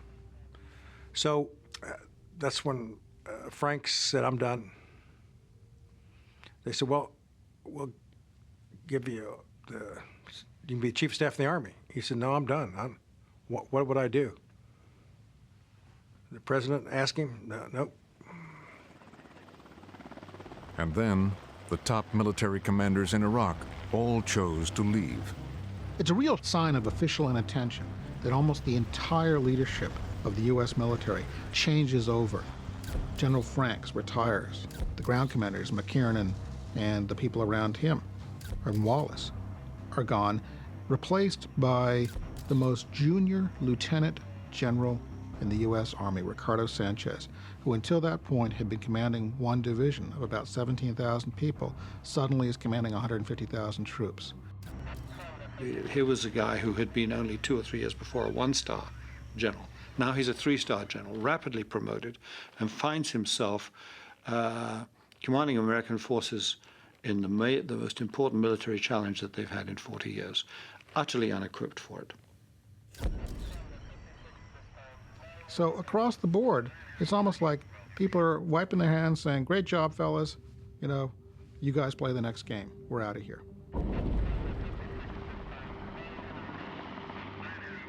In Iraq, Bremer and General Sanchez didn't get along, but they had to share power.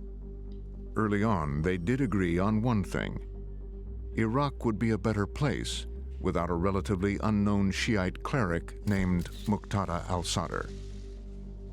They know Muqtada al-Sadr for what he is. He's a murdering thug. He gave evidence of it within 24 or 48 hours of the capture of Baghdad. The United States flew a very senior Ayatollah, al-Khoi, back to Iraq. And what happened to him?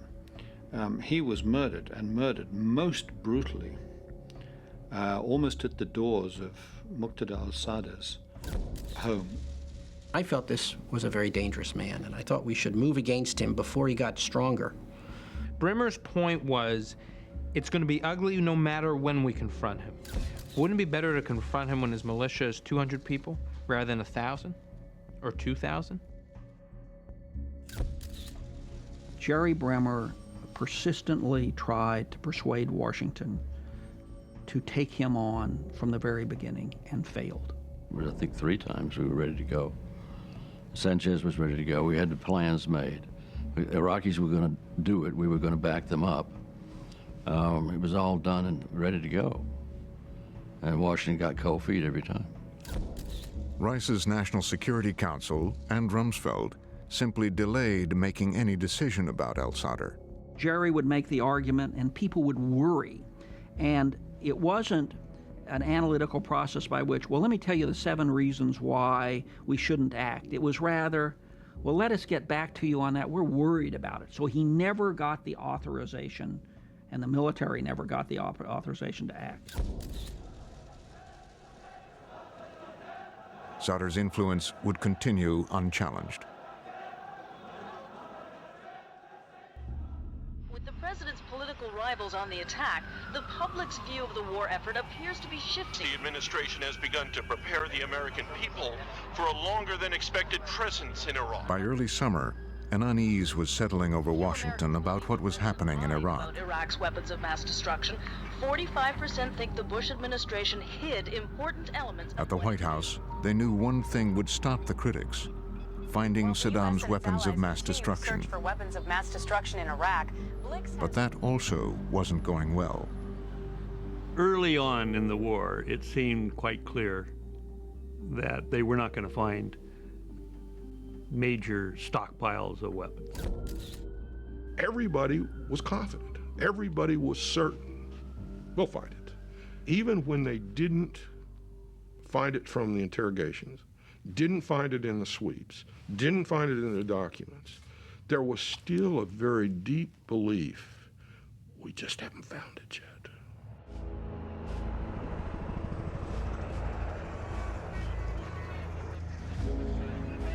Finding the weapons was left to the CIA. They hired former UN weapons inspector David Kay. Before long, he called Tenet. From very early on, I said, things are not panning out the way you thought they existed here, and it was specific cases, whether we're talking about the aluminum tubes, or we're talking about the nuclear program in general, or the biological program, or the chemical program. It hit George Tenet hard. It was difficult. I think everybody, did assume that there was going to be things found in Iraq, and when things were not found, for whatever reason, I think it was, a surprise to a lot of people. And I think George recognized that not only was he, George, sort of out front on this issue as far as, being the representative of the intelligence, but the CIA and the intelligence community was going to be called to task, if it didn't pan out. Secretary of State Colin Powell, who had staked his reputation on charges that Saddam had the weapons, watched the case unravel in slow motion. They were not finding things, and frankly, we assumed we'd discover this stuff rather rapidly. But 3 or 4 weeks in, when we didn't, and we started spending a lot of time looking, then doubt started to creep in. But it wasn't actually, I think, until Mr. Kay came back the first time that we really realized that, oops, we may not find these. I think we were all somewhat flabbergasted. Often, Powell heard the news directly from George Tenet. I remember these scenes where he would come through my door and he'd say, well, George just called me, and he took another pillar out. Another substantial aspect of my presentation is gone.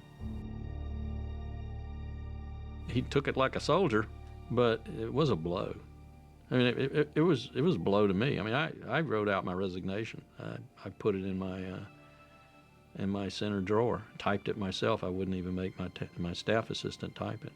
Dear President Bush, I've come to the point in my service where I no longer can serve given the nature of your foreign policy and so forth, and therefore I respectfully submit my resignation. And once a week or so, I would take it out and look at it and fold it back up carefully and put it back in my center drawer, never having the intestinal fortitude to submit it.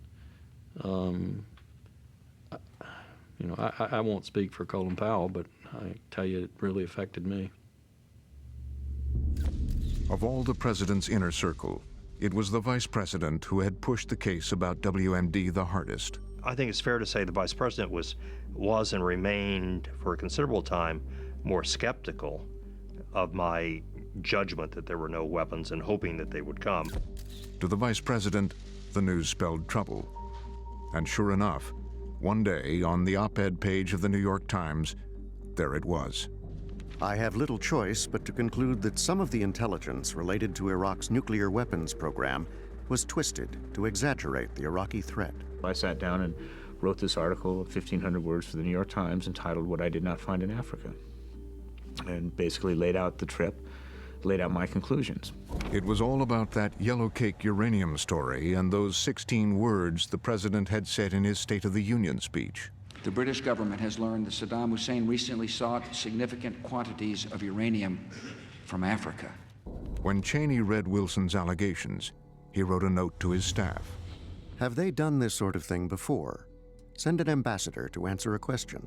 Do we ordinarily send people out pro bono to work for us? Or did his wife send him on a junket?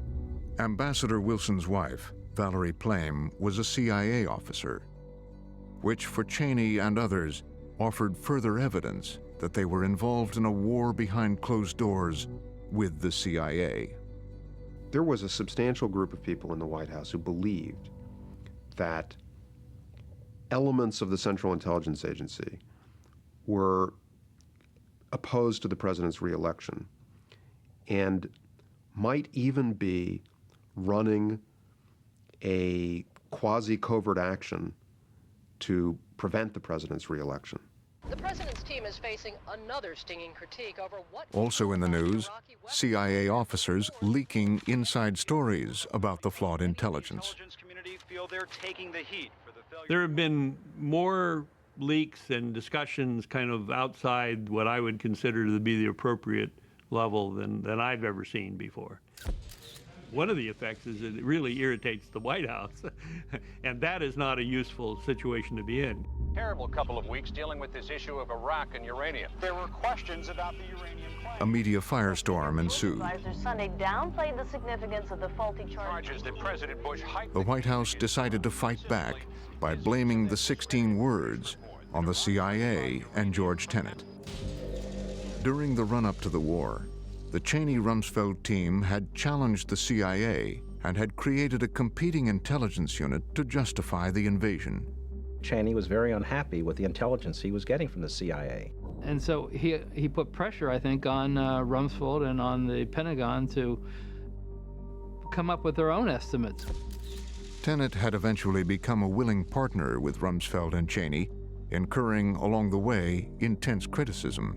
George Tenet wanted to be a player, and he understood that if you didn't give the policymakers what they wanted, he believed, I think wrongly, that you weren't a player, and therefore your views wouldn't be taken and you wouldn't be invited into the closed meetings, etc. He traded integrity for access, and that's a bad bargain any time in life. And it's particularly a bad bargain if you're running an intelligence agency. Tenet has said, "Never did I give policymakers information that I knew to be bad. We said what we said about WMD because we believed it." In the end, though, the president decided Tenet would take the hit. It happened as the president toured Africa. Condoleezza Rice called Tenet to tell him the bad news. Rice took a very tough line. There's a lot of bad blood between Rice and Tenet as a result of that. And to this day, she says it was the CIA's responsibility. In Uganda, reporters were invited in to ask the question the president was prepared to answer. Mr. President, can you take a question, sir? Sure. Can you explain how an erroneous piece of intelligence on the Iraq-Niger connection got into your State of the Union speech? Are you upset about it, and should somebody be held accountable, sir? I gave a speech to the nation that was cleared by the intelligence services. It was a speech that detailed... I don't know what George Tenet felt as he saw that unfold, but I can imagine that he was dismayed and increasingly resentful that he was being singled out for blame. At the same time, he's such an operator and such a student of Washington that surely he understood what was happening, that he was being asked, in effect, to fall on his shield so that the president could be reelected. Eventually, it came to this. Today, George Tenet, the director of the CIA, submitted a letter of resignation. I met with George last night in the White House. I had a good visit with him. He told me he was resigning for personal reasons. And over at CIA headquarters, in the farthest reaches, the weapons inspector David Kay was consigned to a different fate. It's almost comical to me, and in fact I laughed at the time because it was so much like a poor spy novel. I was given an office that didn't have a working telephone, that was surrounded by packing cases. You know, at the depths of Langley, with a secretary that usually wasn't there. And I mean, you know, you'd have to have been pretty dumb not to have caught the signals. What it said to me is, these guys really don't want the message. The message wasn't, there are no weapons there. The message was, our system completely broke down and failed. It gave not only the wrong answer, it mishandled every piece of evidence that we had.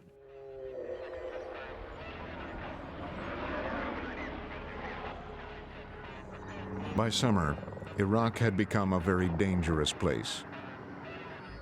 First week in June, the military had been disbanded.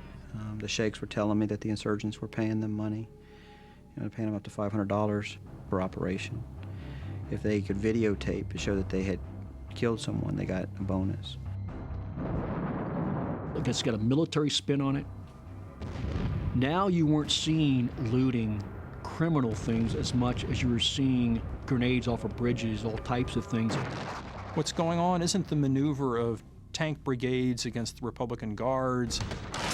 It's car bombings, and it's assassinations, and it's sniping. And it's all of this stuff that looks like Vietnam. You've got chaos in the country. People don't even know how many troops we have in Iraq. They're not sure where they are. They don't know who's coming and going. There are no uniform or coherent policies. In Iraq, it's been another violent day. 2 car bombs exploded. There are some who feel like that the conditions are such that they can attack us there. My answer is bring them on.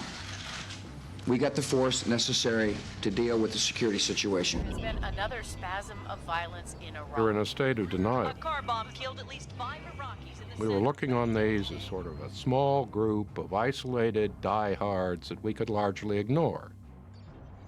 In Iraq, difficult work remains. Coalition forces have captured now some 32 out of 55 of the most wanted. They're making progress against the dead enders who are harassing coalition forces. The idea of making Iraq look safe for the Allies was falling apart, and even the generals who were closest to Rumsfeld began to admit they'd never considered things could get this bad, this fast. It's a shared responsibility, let me say up front, between national civilian leaders and senior military leaders. General Jack Keane was acting Army Chief of Staff. He accepts some of the responsibility for the lack of a plan. I think it's driven in part by my own failures when I was there as a senior military leader, contributing to General Franks' plan, that we never even considered an insurgency as a reasonable option. And so this insurgency bloomed across the Sunni triangle, and the Americans weren't ready for it. We refused to accept there was an insurgency going on. The denials from the very top of the Pentagon are absolutely stunning. Then, a defining moment. Any debate about whether there was an insurgency was settled. It began with a car bombing at the Jordanian embassy. August 2003 is when the real war for the future of Iraq began. August 7th, the Jordanian embassy gets blown up. A few days later, the UN gets blown up.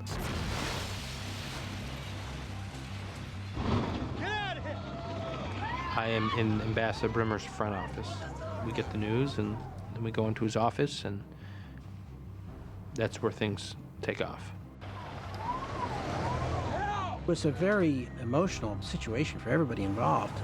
And I wound up doing these television interviews at the site itself. We will leave no stone unturned to find the people who did this. With this new kind of attack, how can you secure the city and this country? Just to do our best to find these people before they attack and to deal with them, and we will. To the experts, it was clear America was still at war. I knew for absolute certain when they had the series of bombings, the police station, the Jordanian embassy, the Red Cross, and the UN. That was clearly a campaign to drive out all of the elements that could help the United States govern the country. Rumsfeld's plan, delivered by General Tommy Franks, to send more than 100,000 troops home by the end of the summer, was now out of the question.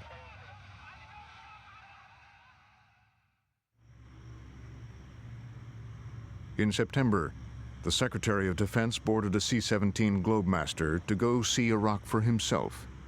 Impatient, he kept asking all the brass that traveled with him the same question. When are you going to get this thing wrapped up? Was the phrase I heard Rumsfeld use. When are you going to get this thing wrapped up? Rumsfeld spent a couple of days looking around and realized his commanding general, Ricardo Sanchez, didn't know what was happening. They had absolutely no intelligence. Sanchez said, no intelligence. He said, it's not a term of art. We had no intelligence on the enemy. We didn't know who we were fighting. We didn't know what resources they had. We had no strategy for fighting this enemy. And the demand from Washington was for intelligence. Sanchez, desperate, pushed his commanders hard. Thousands of Iraqis were swept up in rage that fall. It was their reality that, we had these dragnet arrests. You go into a village and just arrest everybody. They were telling us all the time, we need timely, actionable intelligence. Because they were picking up people for anything, just a drop of a hat. There was quotas on interrogating so many people per week and sending reports up the chain of command. Sanchez needed a place to hold and interrogate the prisoners. There was one not far from Baghdad. Saddam Hussein's most feared prison, Abu Ghraib. It was a dangerous place to serve. People were being killed and hurt by mortar attacks. And emotions ran very high in there. People were getting hurt. Americans were getting hurt. The MPs were overwhelmed, 380 guarding thousands of inmates. And they weren't getting anywhere near the kind of intelligence Rumsfeld wanted. When he was there, Rumsfeld himself got in a helicopter and headed for Abu Ghraib. He decided they needed to get tougher with the detainees, in the way they had done at the military's other big prison at Guantanamo Bay, Cuba. For interrogations there, Rumsfeld had signed this document authorizing the harshest techniques ever used by American soldiers. When you read the documents, the Secretary of Defense, Donald Rumsfeld, was involved very personally in approving procedures that went beyond the line of what is allowed in military law and, for that matter, in civilian law when it comes to what can be done to prisoners. They would use isolation facilities, deprivation of light, 20-hour interrogations. They could remove religious items and clothing, exploit detainees' individual phobias, such as the fear of dogs. That fall, with the approval of General Sanchez, Abu Ghraib became the laboratory for many of the Guantanamo techniques. General Sanchez, he identified that moment as the moment where he had made a critical mistake in accepting that this was what the Pentagon had approved, what had been tried at Guantanamo, what conformed with American military law, instead of applying his own assistant personal review. And why? Because they were already beginning to think that this was a war that could be lost and that they needed intelligence.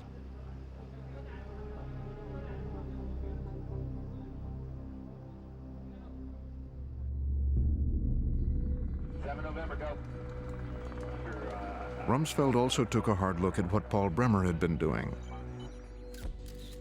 He told Bremer the DoD had decided it wanted Iraq given back to the Iraqis as soon as possible.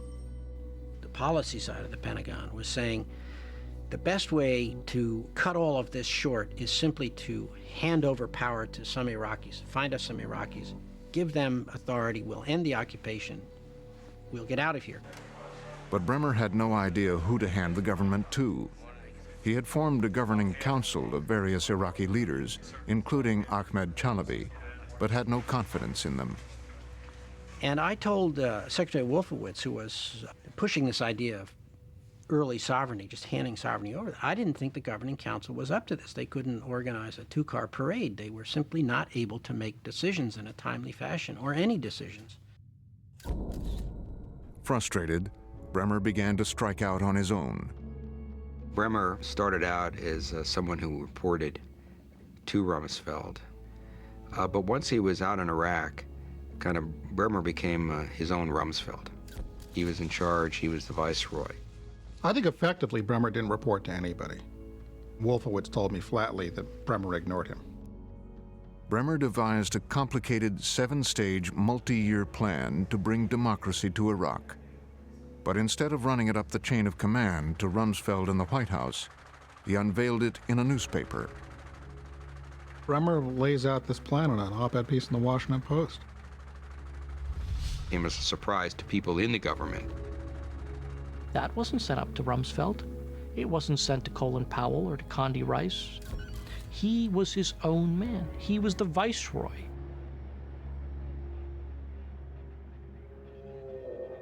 The president's envoy announcing multi-year plans for Iraqi democracy in a newspaper didn't sit well at the White House. Condi Rice knew she'd have to rein Bremer in. That meant she'd finally have to take on Don Rumsfeld. Early on, it was difficult for Rice to sort of stand up to Rumsfeld. It wasn't until Rumsfeld demonstrated an inability to manage Bremer that provided Rice with the opening to go in and say, look, we got to bring him under my control. To help her go one-on-one with Rumsfeld, Rice hired Ambassador Bob Blackwell.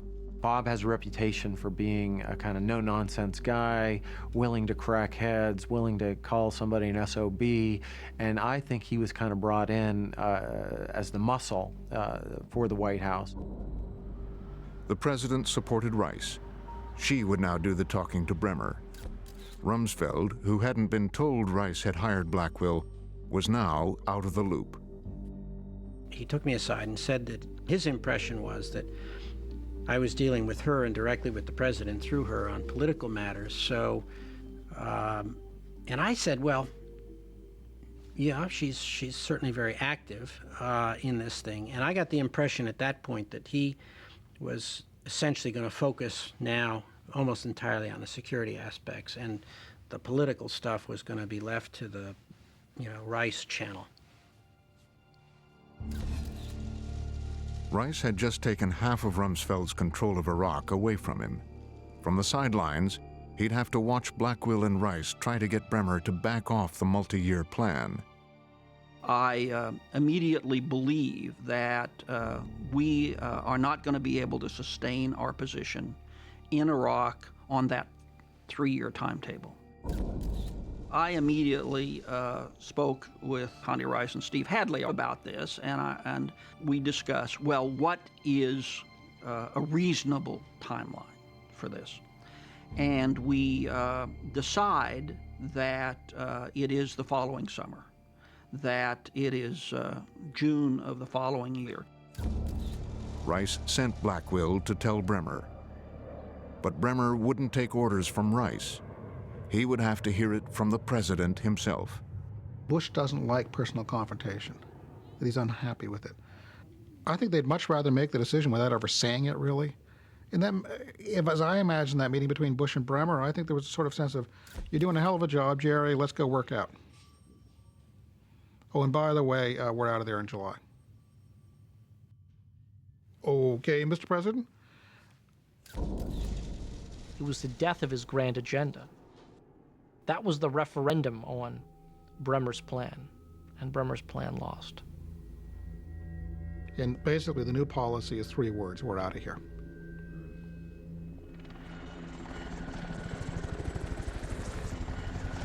Ladies and gentlemen, we got him. Saddam Hussein was captured Saturday, December 13th at about 8:30 p.m. local in a cellar in the town of Ad-Duar, which is about 15 kilometers south of Tikrit. 2 hands appeared The individual clearly wanted to surrender. That individual was removed from the hole. He said that I'm Saddam Hussein. I am the president of Iraq, and I'm willing to negotiate. And then the response from U.S. soldiers was, President Bush sends his regards. Some hoped Saddam's capture would calm the insurgency, but the violence was increasing. As winter 2003 turned to spring of 2004, Bremer still hoped he could make his deadline for turning sovereignty over to the Iraqis. But then one incident threatened to undo everything. Up in the Sunni Triangle, in Fallujah, 4 American contractors were murdered. Dragged around and hung off the bridge. 2 of the bodies are hung off the bridge. This creates a we must do something response. The president wanted revenge. For the first time, he reached into the process and ordered the Marines to retaliate. Marines understand an order. So they shaved off their mustaches, fixed bayonets, and went in. And did what Marines do best. Fallujah becomes kind of an Iraqi Alamo. Only in this case, the defenders survive. Americans were moving into the city. They were killing people. Al Jazeera was showing images of, mosques on fire and civilians, being injured and killed. The impression is portrayed that the Americans are going in and wantonly killing civilians along with the insurgents. And it was unsustainable for the Iraqi leadership, which at the time wasn't elected, to continue. The spectacle of heavy Iraqi casualties threatened to cause Bremer's governing council to fall apart. The June handoff of sovereignty hung in the balance. Once it flies apart, there's no one to transfer sovereignty to.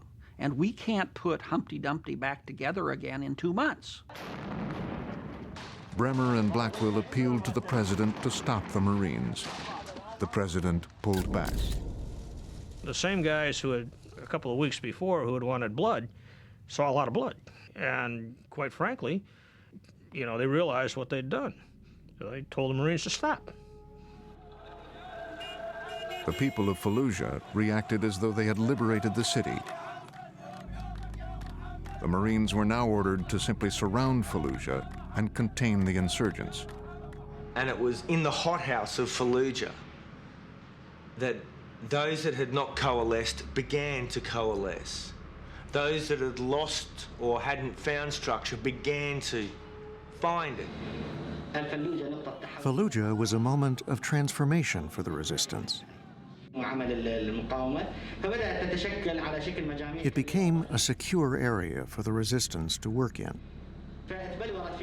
The groups grew more and more, and leadership started forming.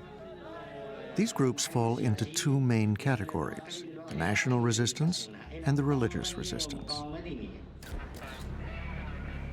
This is a double loss. The Americans look indecisive, they look incompetent, and they also look inhumane in the eyes of a wide number of people in the Middle East.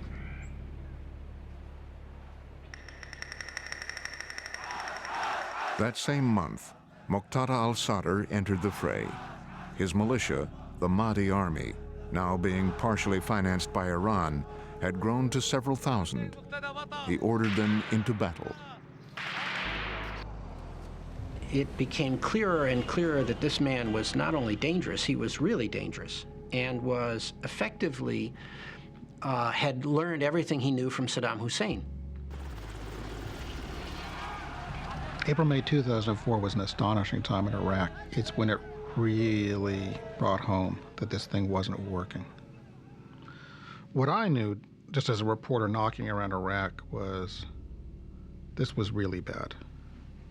This was much worse than people were telling me. Demonstrators gathered outside Iraq's Abu Ghraib prison today, protesting in shocking the treatment snapshots of that embarrass the Pentagon and enrage the Muslim world. Won't go away. Today, 2 more incriminating photos are released. Abuse took place not in one night, but over In late April, the photos from Abu Ghraib became public.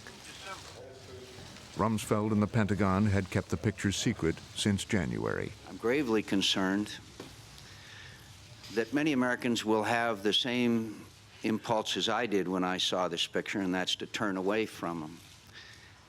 And we risk losing public support for this conflict. As Americans turned away from the Vietnam War, they may turn away from this one. Now, Mr. Secretary, I'd like to know, what were the instructions to the guards? That is what the investigation that I've indicated has been undertaken. But, Mr. is Secretary, determining. that's a very simple, straightforward question. Well, as Chief of Staff of the Army can tell you, the guards are trained to guard people. They're not trained to interrogate. They're not. And there were calls for Rumsfeld's firing. And the White House was not happy. The president was furious. Bush reprimanded Rumsfeld for not telling him about the Abu Ghraib pictures, keeping the president out of the loop, and for the scandal itself. Now, interestingly, in a White House that almost never leaks, this leaked out very quickly. I was one of the reporters it leaked to. Obviously, what was going on here is the president wanted to distance himself from the scandal and put some blame on Rumsfeld. It was a rare public shaming for Rumsfeld and an opportunity for a high-level anonymous source. A person close to Condoleezza Rice, the national security advisor, speculated that Ms. Rice, who has a history of tense dealings with Mr. Rumsfeld, might not be unhappy if he resigned. The next day, the vice president responded on the record. Don Rumsfeld is the best Secretary of Defense the United States has ever had. People ought to let him do his job. One day later, the president, with the vice president and the war cabinet, arrived at the Pentagon. Mr. Secretary, thank you for your hospitality, and thank you for your leadership. You are courageously leading our nation in the war against terror. You're doing a superb job. You are a strong Secretary of Defense, and our nation owes you a debt of gratitude. It was a show of solidarity. Even Colin Powell was there. The president has a hard time firing people. This is not unique to Rumsfeld. And the president also thought that it would be a sign of weakness and a sign that he felt the Iraq policy was a failure if he replaced the architect of that policy, the defense secretary.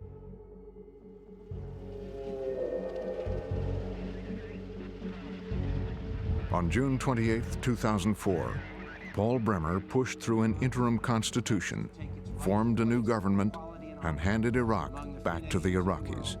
Sincerely, L. Paul Bremer, ex-administrator of the Coalition Provisional Authority.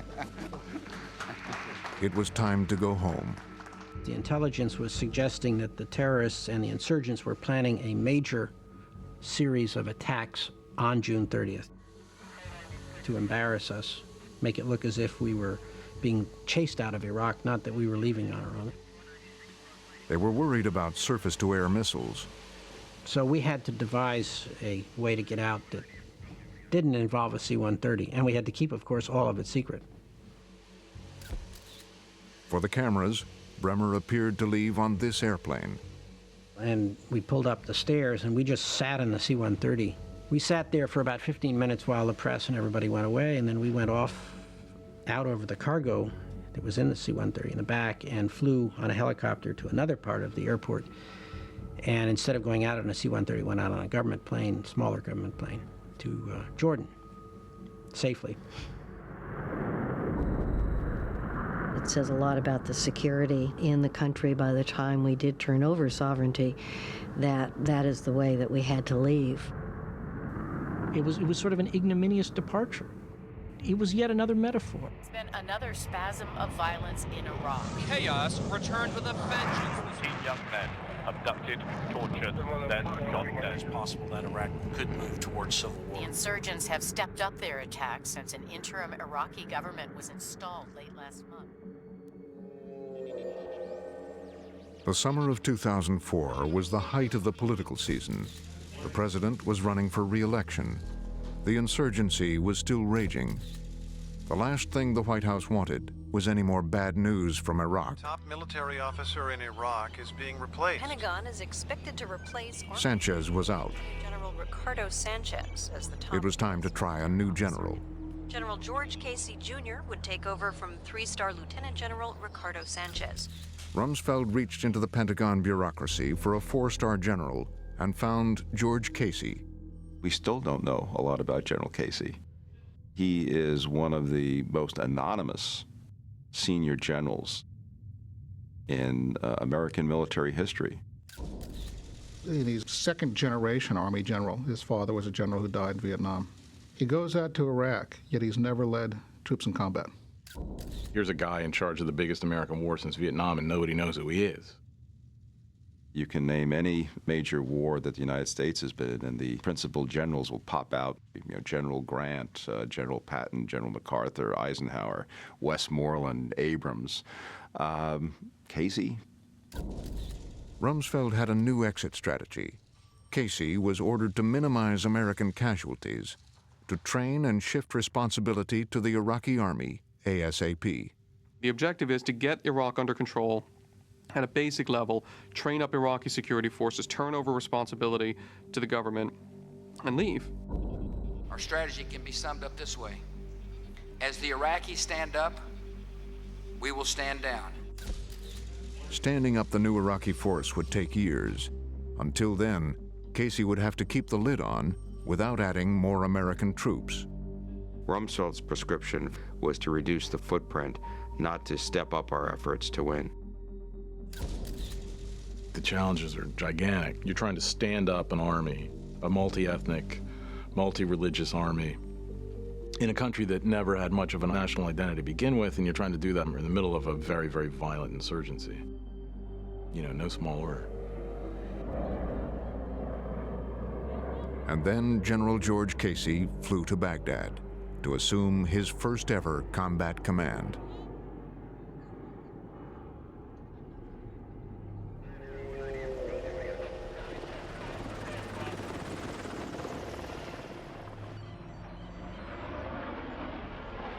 At his headquarters at Camp Victory just outside Baghdad, Casey put Rumsfeld's light footprint idea into action. The American force would retreat to large bases and only engage the insurgents when absolutely necessary.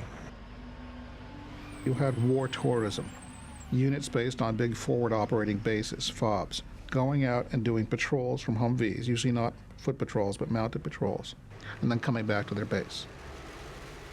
But if that's the way you're operating, you're not in the war, you're simply a war tourist.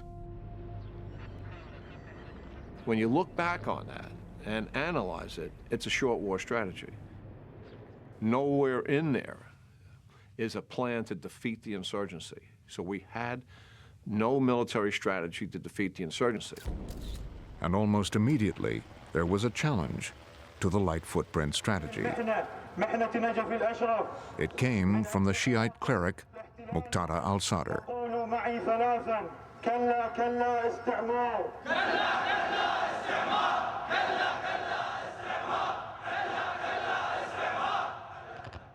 Al-Sadr's militia had taken up arms in the holy city of Najaf and controlled part of the city. The challenge to the new coalition authority was such that it really couldn't be ignored. He had set up his headquarters inside the shrine of Imam Ali Mosque, daring the Americans to attack. They did. I actually was with the Mahdi army when this battle was going on. And the Americans were kind of, you know, just dropping bombs literally right next to the shrine and just kind of wiping out the Mahdi army.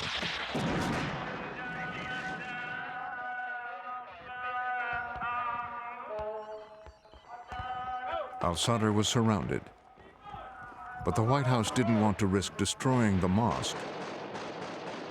They ordered Casey to cut a deal. I don't think it was ever called a ceasefire or a peace agreement, but essentially it was. Sadr agreed to have his militia not oppose the Americans. We bought back a lot of weapons from his militia, and that part of Baghdad became very peaceful.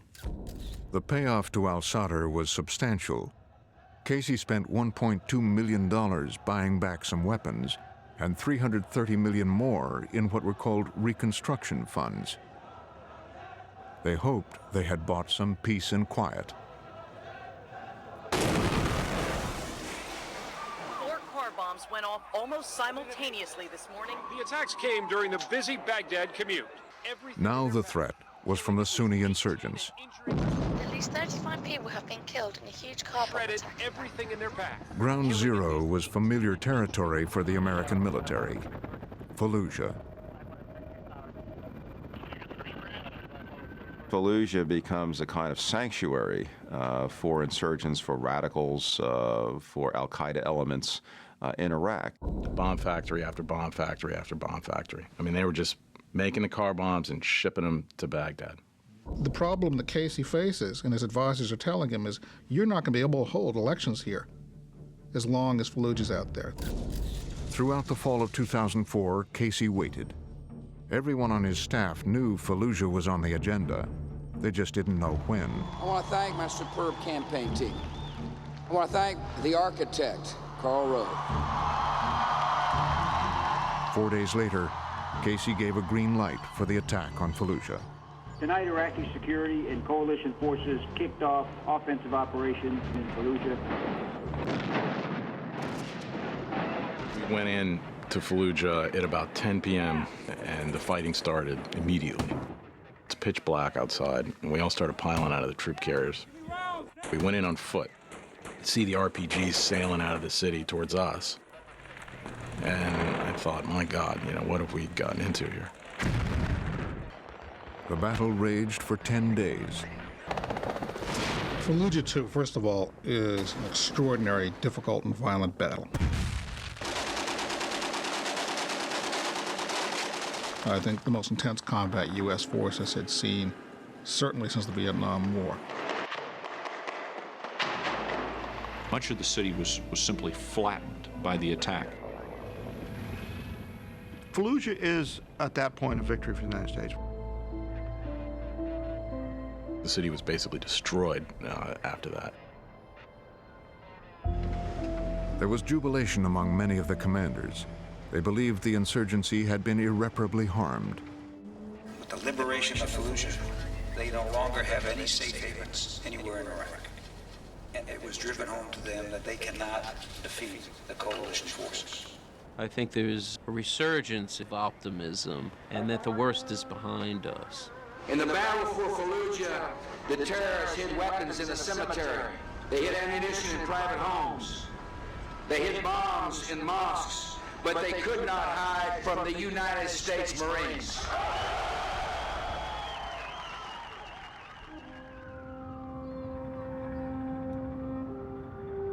In Washington that winter, the Battle of Fallujah was considered a success.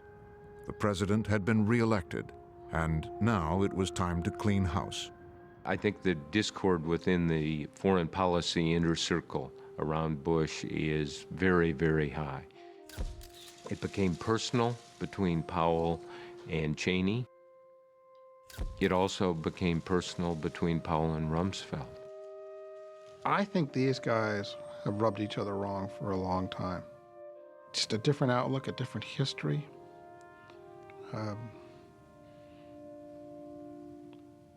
Just a different approach. Secretary Powell had previously told the president that he, the secretary, didn't believe the national security team was working, that you had some square pegs in a round hole, that he should leave or Don should leave or both of them should leave, but there needed to be some changes. They went off to Camp David, Bush, Rice, Andy Card, to talk about new cabinet appointments.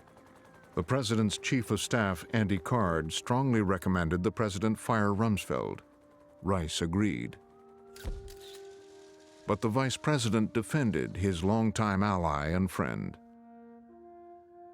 When they got back, Powell got a call from Andy Card saying, well, Colin, the president's decided to make a change, and you're it. This was on a Wednesday. He got this call. He said, we want your resignation letter by Friday. Powell didn't tell anybody. He went home, he typed it himself.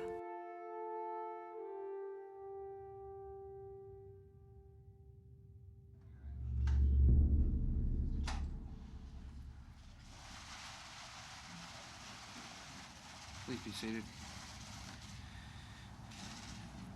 Good afternoon. I'm pleased to announce my nomination of Dr. Condoleezza Rice to be America's Secretary of State. Powell was out. Rice was in. Rumsfeld had survived. 7 November, go. In January of 2005, Iraq was about to hold its very first general election. One question concerned the Americans. Would the fallout from the bloody Battle of Fallujah cause the Sunnis to boycott the election? I got up that morning at 7 o'clock, went out in the streets, and there was no vehicular traffic allowed anywhere in the country.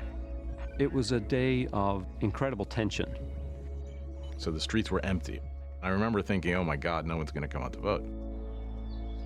People started to trickle out.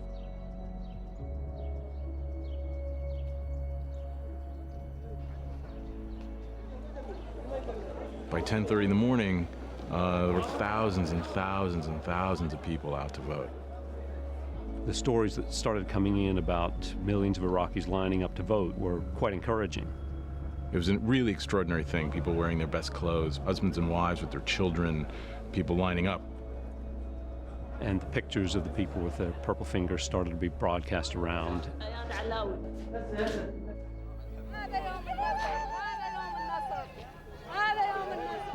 There were celebrations, but something important had been overlooked. If you look at the January election, it was a big turnout, but the Sunnis didn't vote.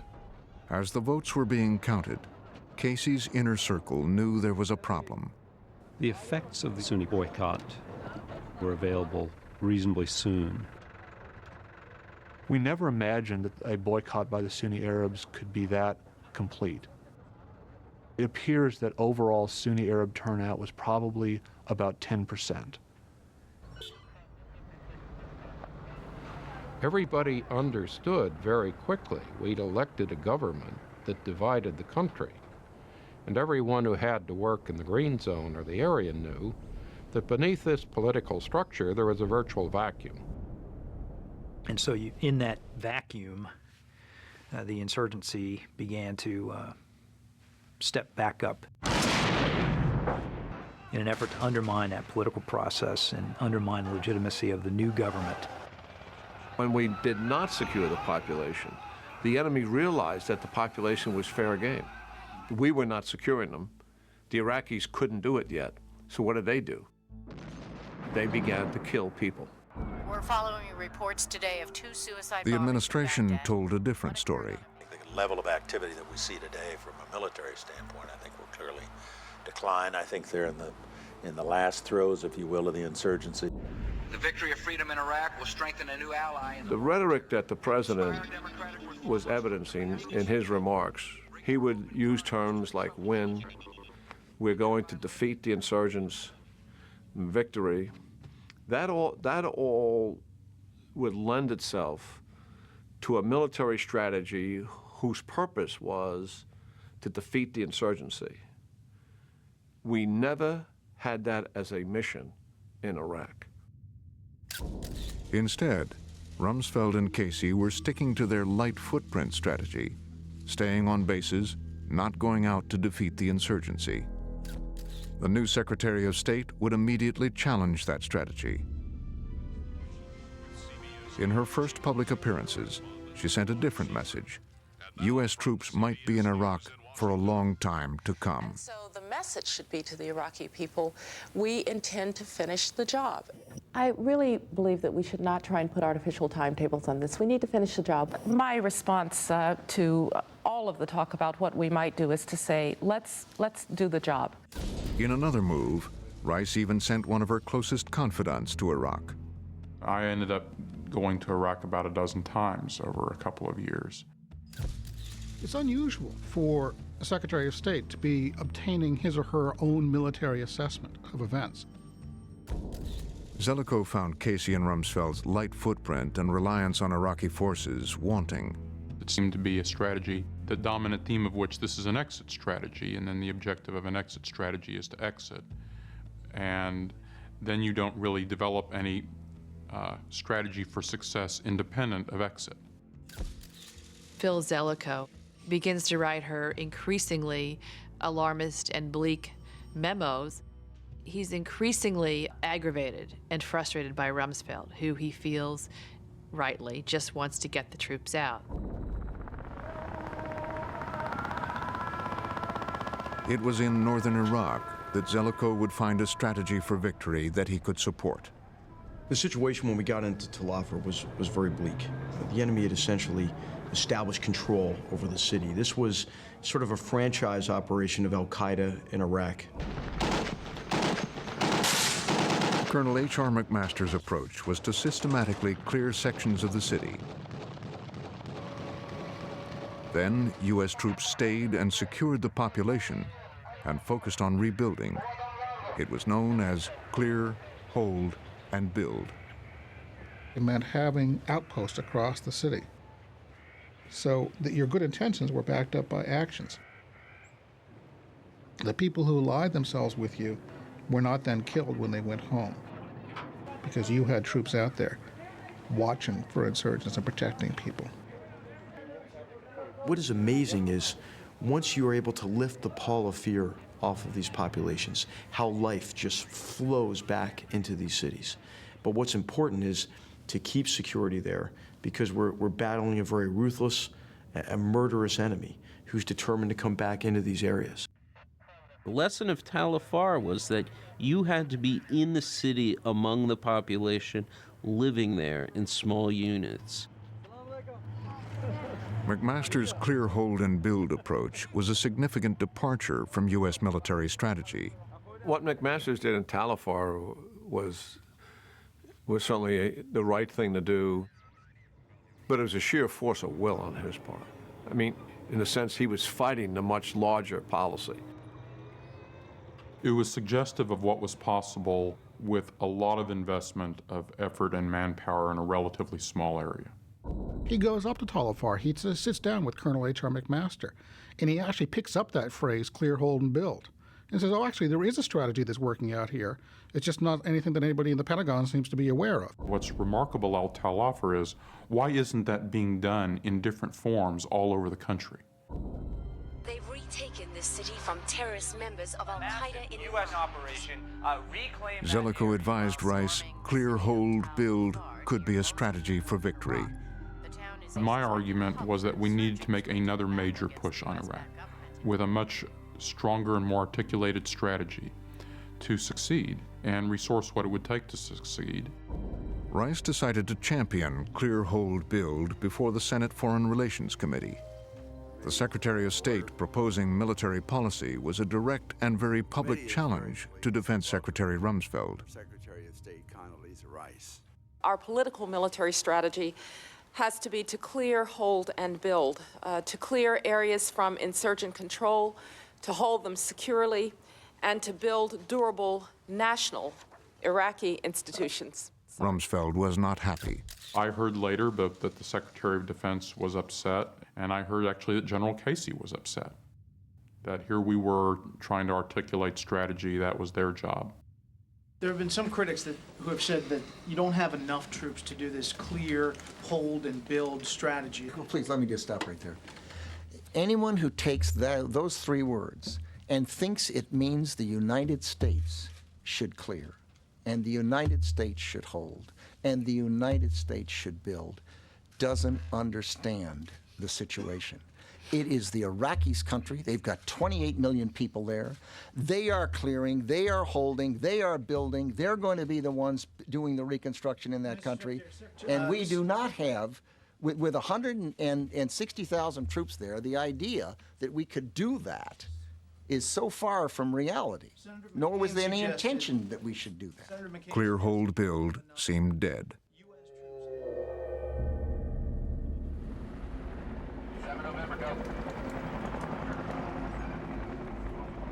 In early 2006, the war had been going on for nearly 3 years. Iraq was riven with sectarian violence. The government, police, and military, dominated by Shia, were beginning to face off against the Sunni insurgents. The Americans, from their bases, were holding their breath. And then, Iraq exploded. Explosives detonating just after 7 a.m. this morning underneath the Golden Dome of the Askaria Mosque in the town of Samara. The Golden Dome turned into rubble and sand. The country's most holy Shiite religious shrines. A huge explosion nearly completely destroyed one of Shiite Islam's holiest sites. I think the February 22nd bombing of the Samara Mosque will be remembered as this war's Tet. A kind of a diabolical attempt by al-Qaeda to stimulate a civil war and to create a conflict between the Shiites and the Sunnis, and making Iraq essentially ungovernable and chaotic and an entity that the Americans can no longer control. You'd have to say that the attack on the Samara Mosque was an act of evil genius and very nearly brought, I would say, the whole American enterprise in Iraq to the point of complete catastrophe. That bombing in Samara broke the floodgates.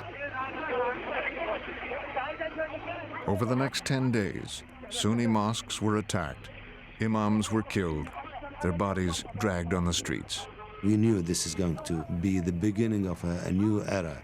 Al-Qaeda in Iraq, by blowing up that mosque, has succeeded in triggering a sectarian rift between the two communities. Hundreds died in the violence. There were numerous reports of police standing idly by, or in some cases, joining the killing. Nobody could control it.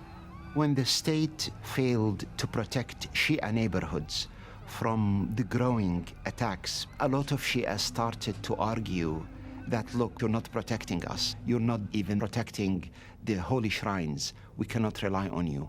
And I think that was a turning point when violence increased and the militias amongst the Shias became unruly. The Sadr militia's impulse for revenge was unleashed. All bets are off. The Shia begin to fight back with the Sunni, and what was a one-sided insurgency becomes a two-sided civil war. They got the overreaction that they wanted on the part of the Shia militias. Drive the level of violence up higher than it had ever been and bring it to a state where it would be fractured, start to fall apart, disintegrate. The United States has to leave under those kind of conditions, and they begin to achieve their political objectives in their mind. In the weeks before the destruction of the Golden Dome, there had been elections in Iraq. The Shia parties had won. Secular candidates, backed by the Bush administration, had fared poorly. I think one of the great ironies of the election is democracy produced just the opposite result from the one most people thought it would. It created, for the first time, a government dominated by Shiite religious politicians, acting not necessarily without regard to the nation's interest, but primarily on the basis of their own agenda. As for Ahmed Chalabi, his coalition did not win a single seat. The new leader was a Shia, Nouri al-Maliki, unknown and untested. But he had helped implement Bremer's de-Baathification. Nouri Kamal al-Maliki was a kind of default choice. And Maliki is a man who, not to be unkind, I think if you were sitting on a local school board, you'd worry about appointing him to be principal of your local high school. And here's a guy who's been put in charge of a nation of 30 million people.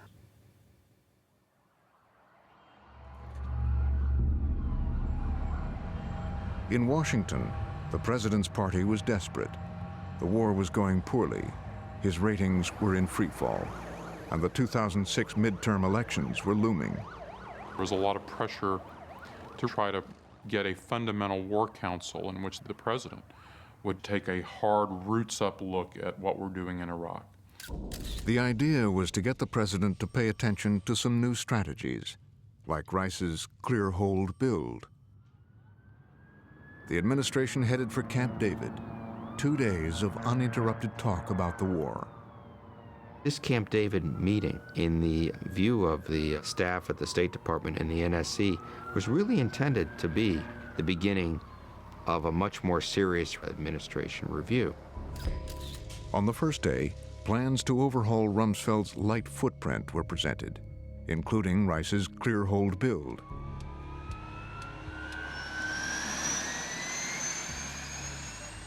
But on the second day, they were surprised when the president abruptly left. The whole event is somewhat truncated. President Bush sneaks out the back door and goes on a clandestine trip to Iraq.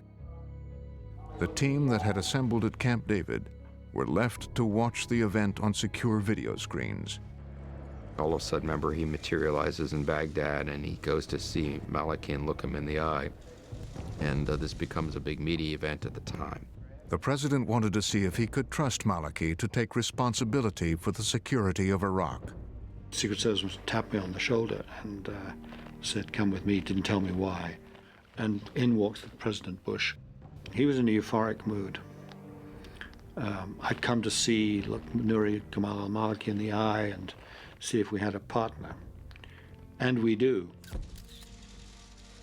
And I'd have to say on that evening that he had satisfied himself after talking to Maliki and General Casey that he had a military strategy and he had an Iraqi political partner who could make that military strategy work. The president was in Iraq 5.5 hours. His gut told him Maliki and Casey were on the right course. Rice's group at Camp David, hoping for an overhaul of Iraq's strategy, were disappointed. Substantive review of the strategy that some of us who had been supporting the Camp David sessions had hoped for, that didn't really unfold. The president was staying the course, betting the outcome of the midterm elections on the light footprint. And over at the Pentagon, they brought General Casey back to announce troop reductions. 138, we're down to about 126 right now. That's 12,000. But as I said, I think there'll be continued gradual reductions here as the Iraqis take on a larger and larger role. But once again, the administration's plan was overtaken by events. For me, what I remember the summer of '06 was simply the collapse of order in Baghdad. But I think actually violence was much worse. There's so many different ways to die there, and it was all kind of happening, and it was all unraveling. Within days, the fires in Baghdad consumed Casey's plan to bring some of the troops home. As Baghdad burned, the president attended a tense National Security Council meeting. The president starts asking tough questions about what are we going to do, and Rumsfeld is still talking about troop withdrawals and talking about they've got to learn how to ride the bike themselves. And at this point, the president says, yeah, but if you fall off the bike, you know, somebody has to help them get back on. And it's an implication that we got to help these guys. And it's really the beginning of the end for Rumsfeld. Rice's idea of clear hold build was revived. The White House and the president intervened to reset the assumptions. Within a matter of weeks, we're moving in precisely the opposite direction. We're adding 7,000 troops to Baghdad for something they call Operation Together Forward 2. Launched a major new campaign to end the security crisis in Baghdad. It was a limited version of Rice's idea. Side by side, Iraqi and American forces are conducting operations in the city's most violent areas. Casey moved his troops off the bases and into Baghdad. It's the most important battleground to the various parties in Iraq. So this is where they were really pitted against each other for the prize of the capital city. But there simply weren't enough American troops available. Once we had made up our minds that we were going to clear, but we didn't have enough resources to hold, I knew that the operation would fail. The U.S. answer becomes, okay, we can clear. Then the Iraqi troops will hold. Many of the promised Iraqi troops never deployed to the capital. There's this very frustrating effort to get the Iraqis to send troops to Baghdad. Iraqi brigades are not being committed. The government withholds them. We couldn't trust the Iraqi police, although we said we would. And we really couldn't trust most of the Iraqi army. As a result, the gains in the first phase of that clear hold and build were rolled back. There weren't enough American troops. Our chances to succeed in Iraq were just slipping past us. We needed to change the strategy, or else this thing was going to go off the cliff.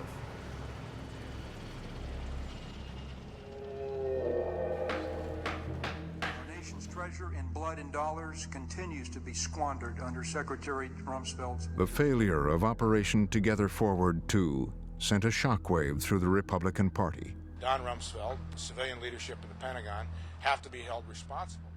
Well, it's a political season, and everyone's trying to make a little mischief out of this and turn it into a political football and see if we can't get it on the front page of every... Many congressional Republicans were begging the president to throw Rumsfeld overboard. So you ought to just back off, take a look at it, relax, understand that it's complicated, it's difficult. In mid-September, Jack Keane, a retired general Rumsfeld had always respected, was invited to a private meeting with the secretary. We had a very frank discussion. There was a sense of frustration that was not in his words, but in his body language, and a sense of also general resignation about things.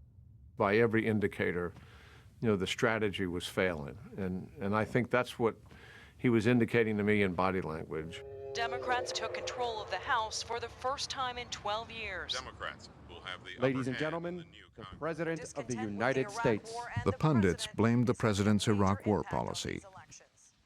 Say, why all the glum faces? I mean, look, this is a close election.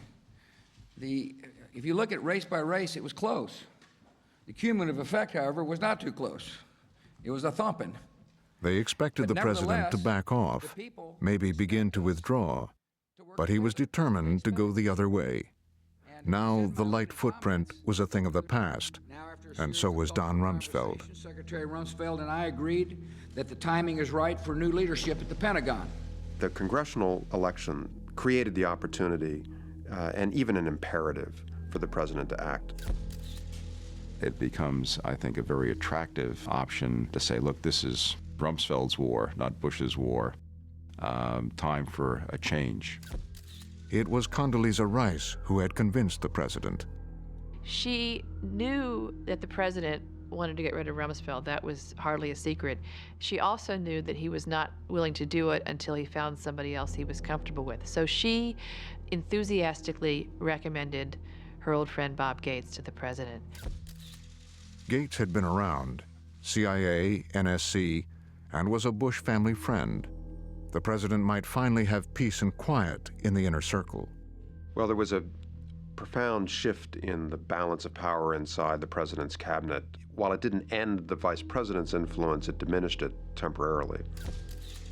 Now, Rumsfeld was out. Powell was out. Tenet was out. The vice president was diminished.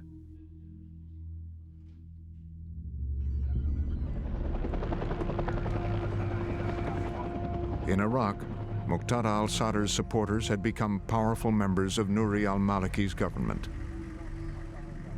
Their influence was broad and deep, especially at the Ministry of Interior, the Iraqi police. They watched as Saddam Hussein was found guilty of murder and sentenced to death.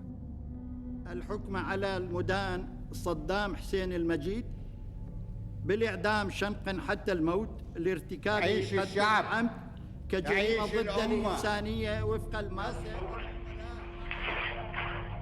A group of Sadr's men took Saddam from U.S. custody to the gallows.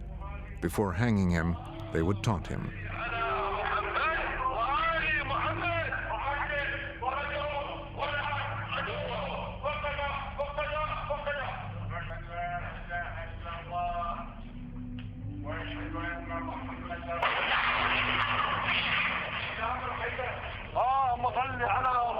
The key moment in the execution of Saddam Hussein is the chant in the background, Maqtatar, Maqtatar, Maqtatar.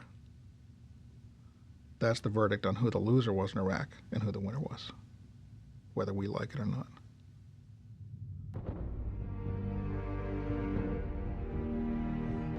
Perhaps as early as Wednesday night, President Bush will announce details to send more troops to war. The troops surge, increasing ground forces. In 2007, the plan Condoleezza Rice had advocated clear, hold, build, became the official strategy in Iraq. This time we will have the force levels we need to hold the areas that have been cleared. The president announced combat troop increases that would temporarily surge the total American force to 160,000. That decision, at a minimum, guaranteed that his presidency would not end with a defeat in history's eyes, that by committing to the surge, he was certain to at least win a stalemate. Violence is down in Iraq. They are cautiously calling clear, hold, build a success. But at a cost. The troops and reserves are stretched dangerously thin. The military worries how long the surge can be sustained.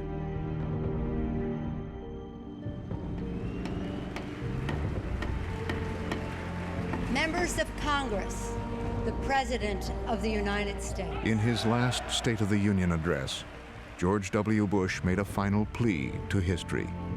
The mission in Iraq has been difficult and trying for our nation, but it is in the vital interest of the United States that we succeed.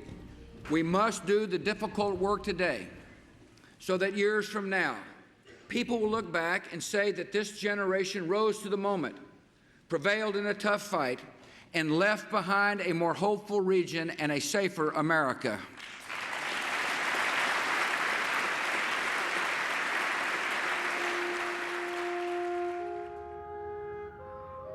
Soon, Bush's war will be handed to someone new.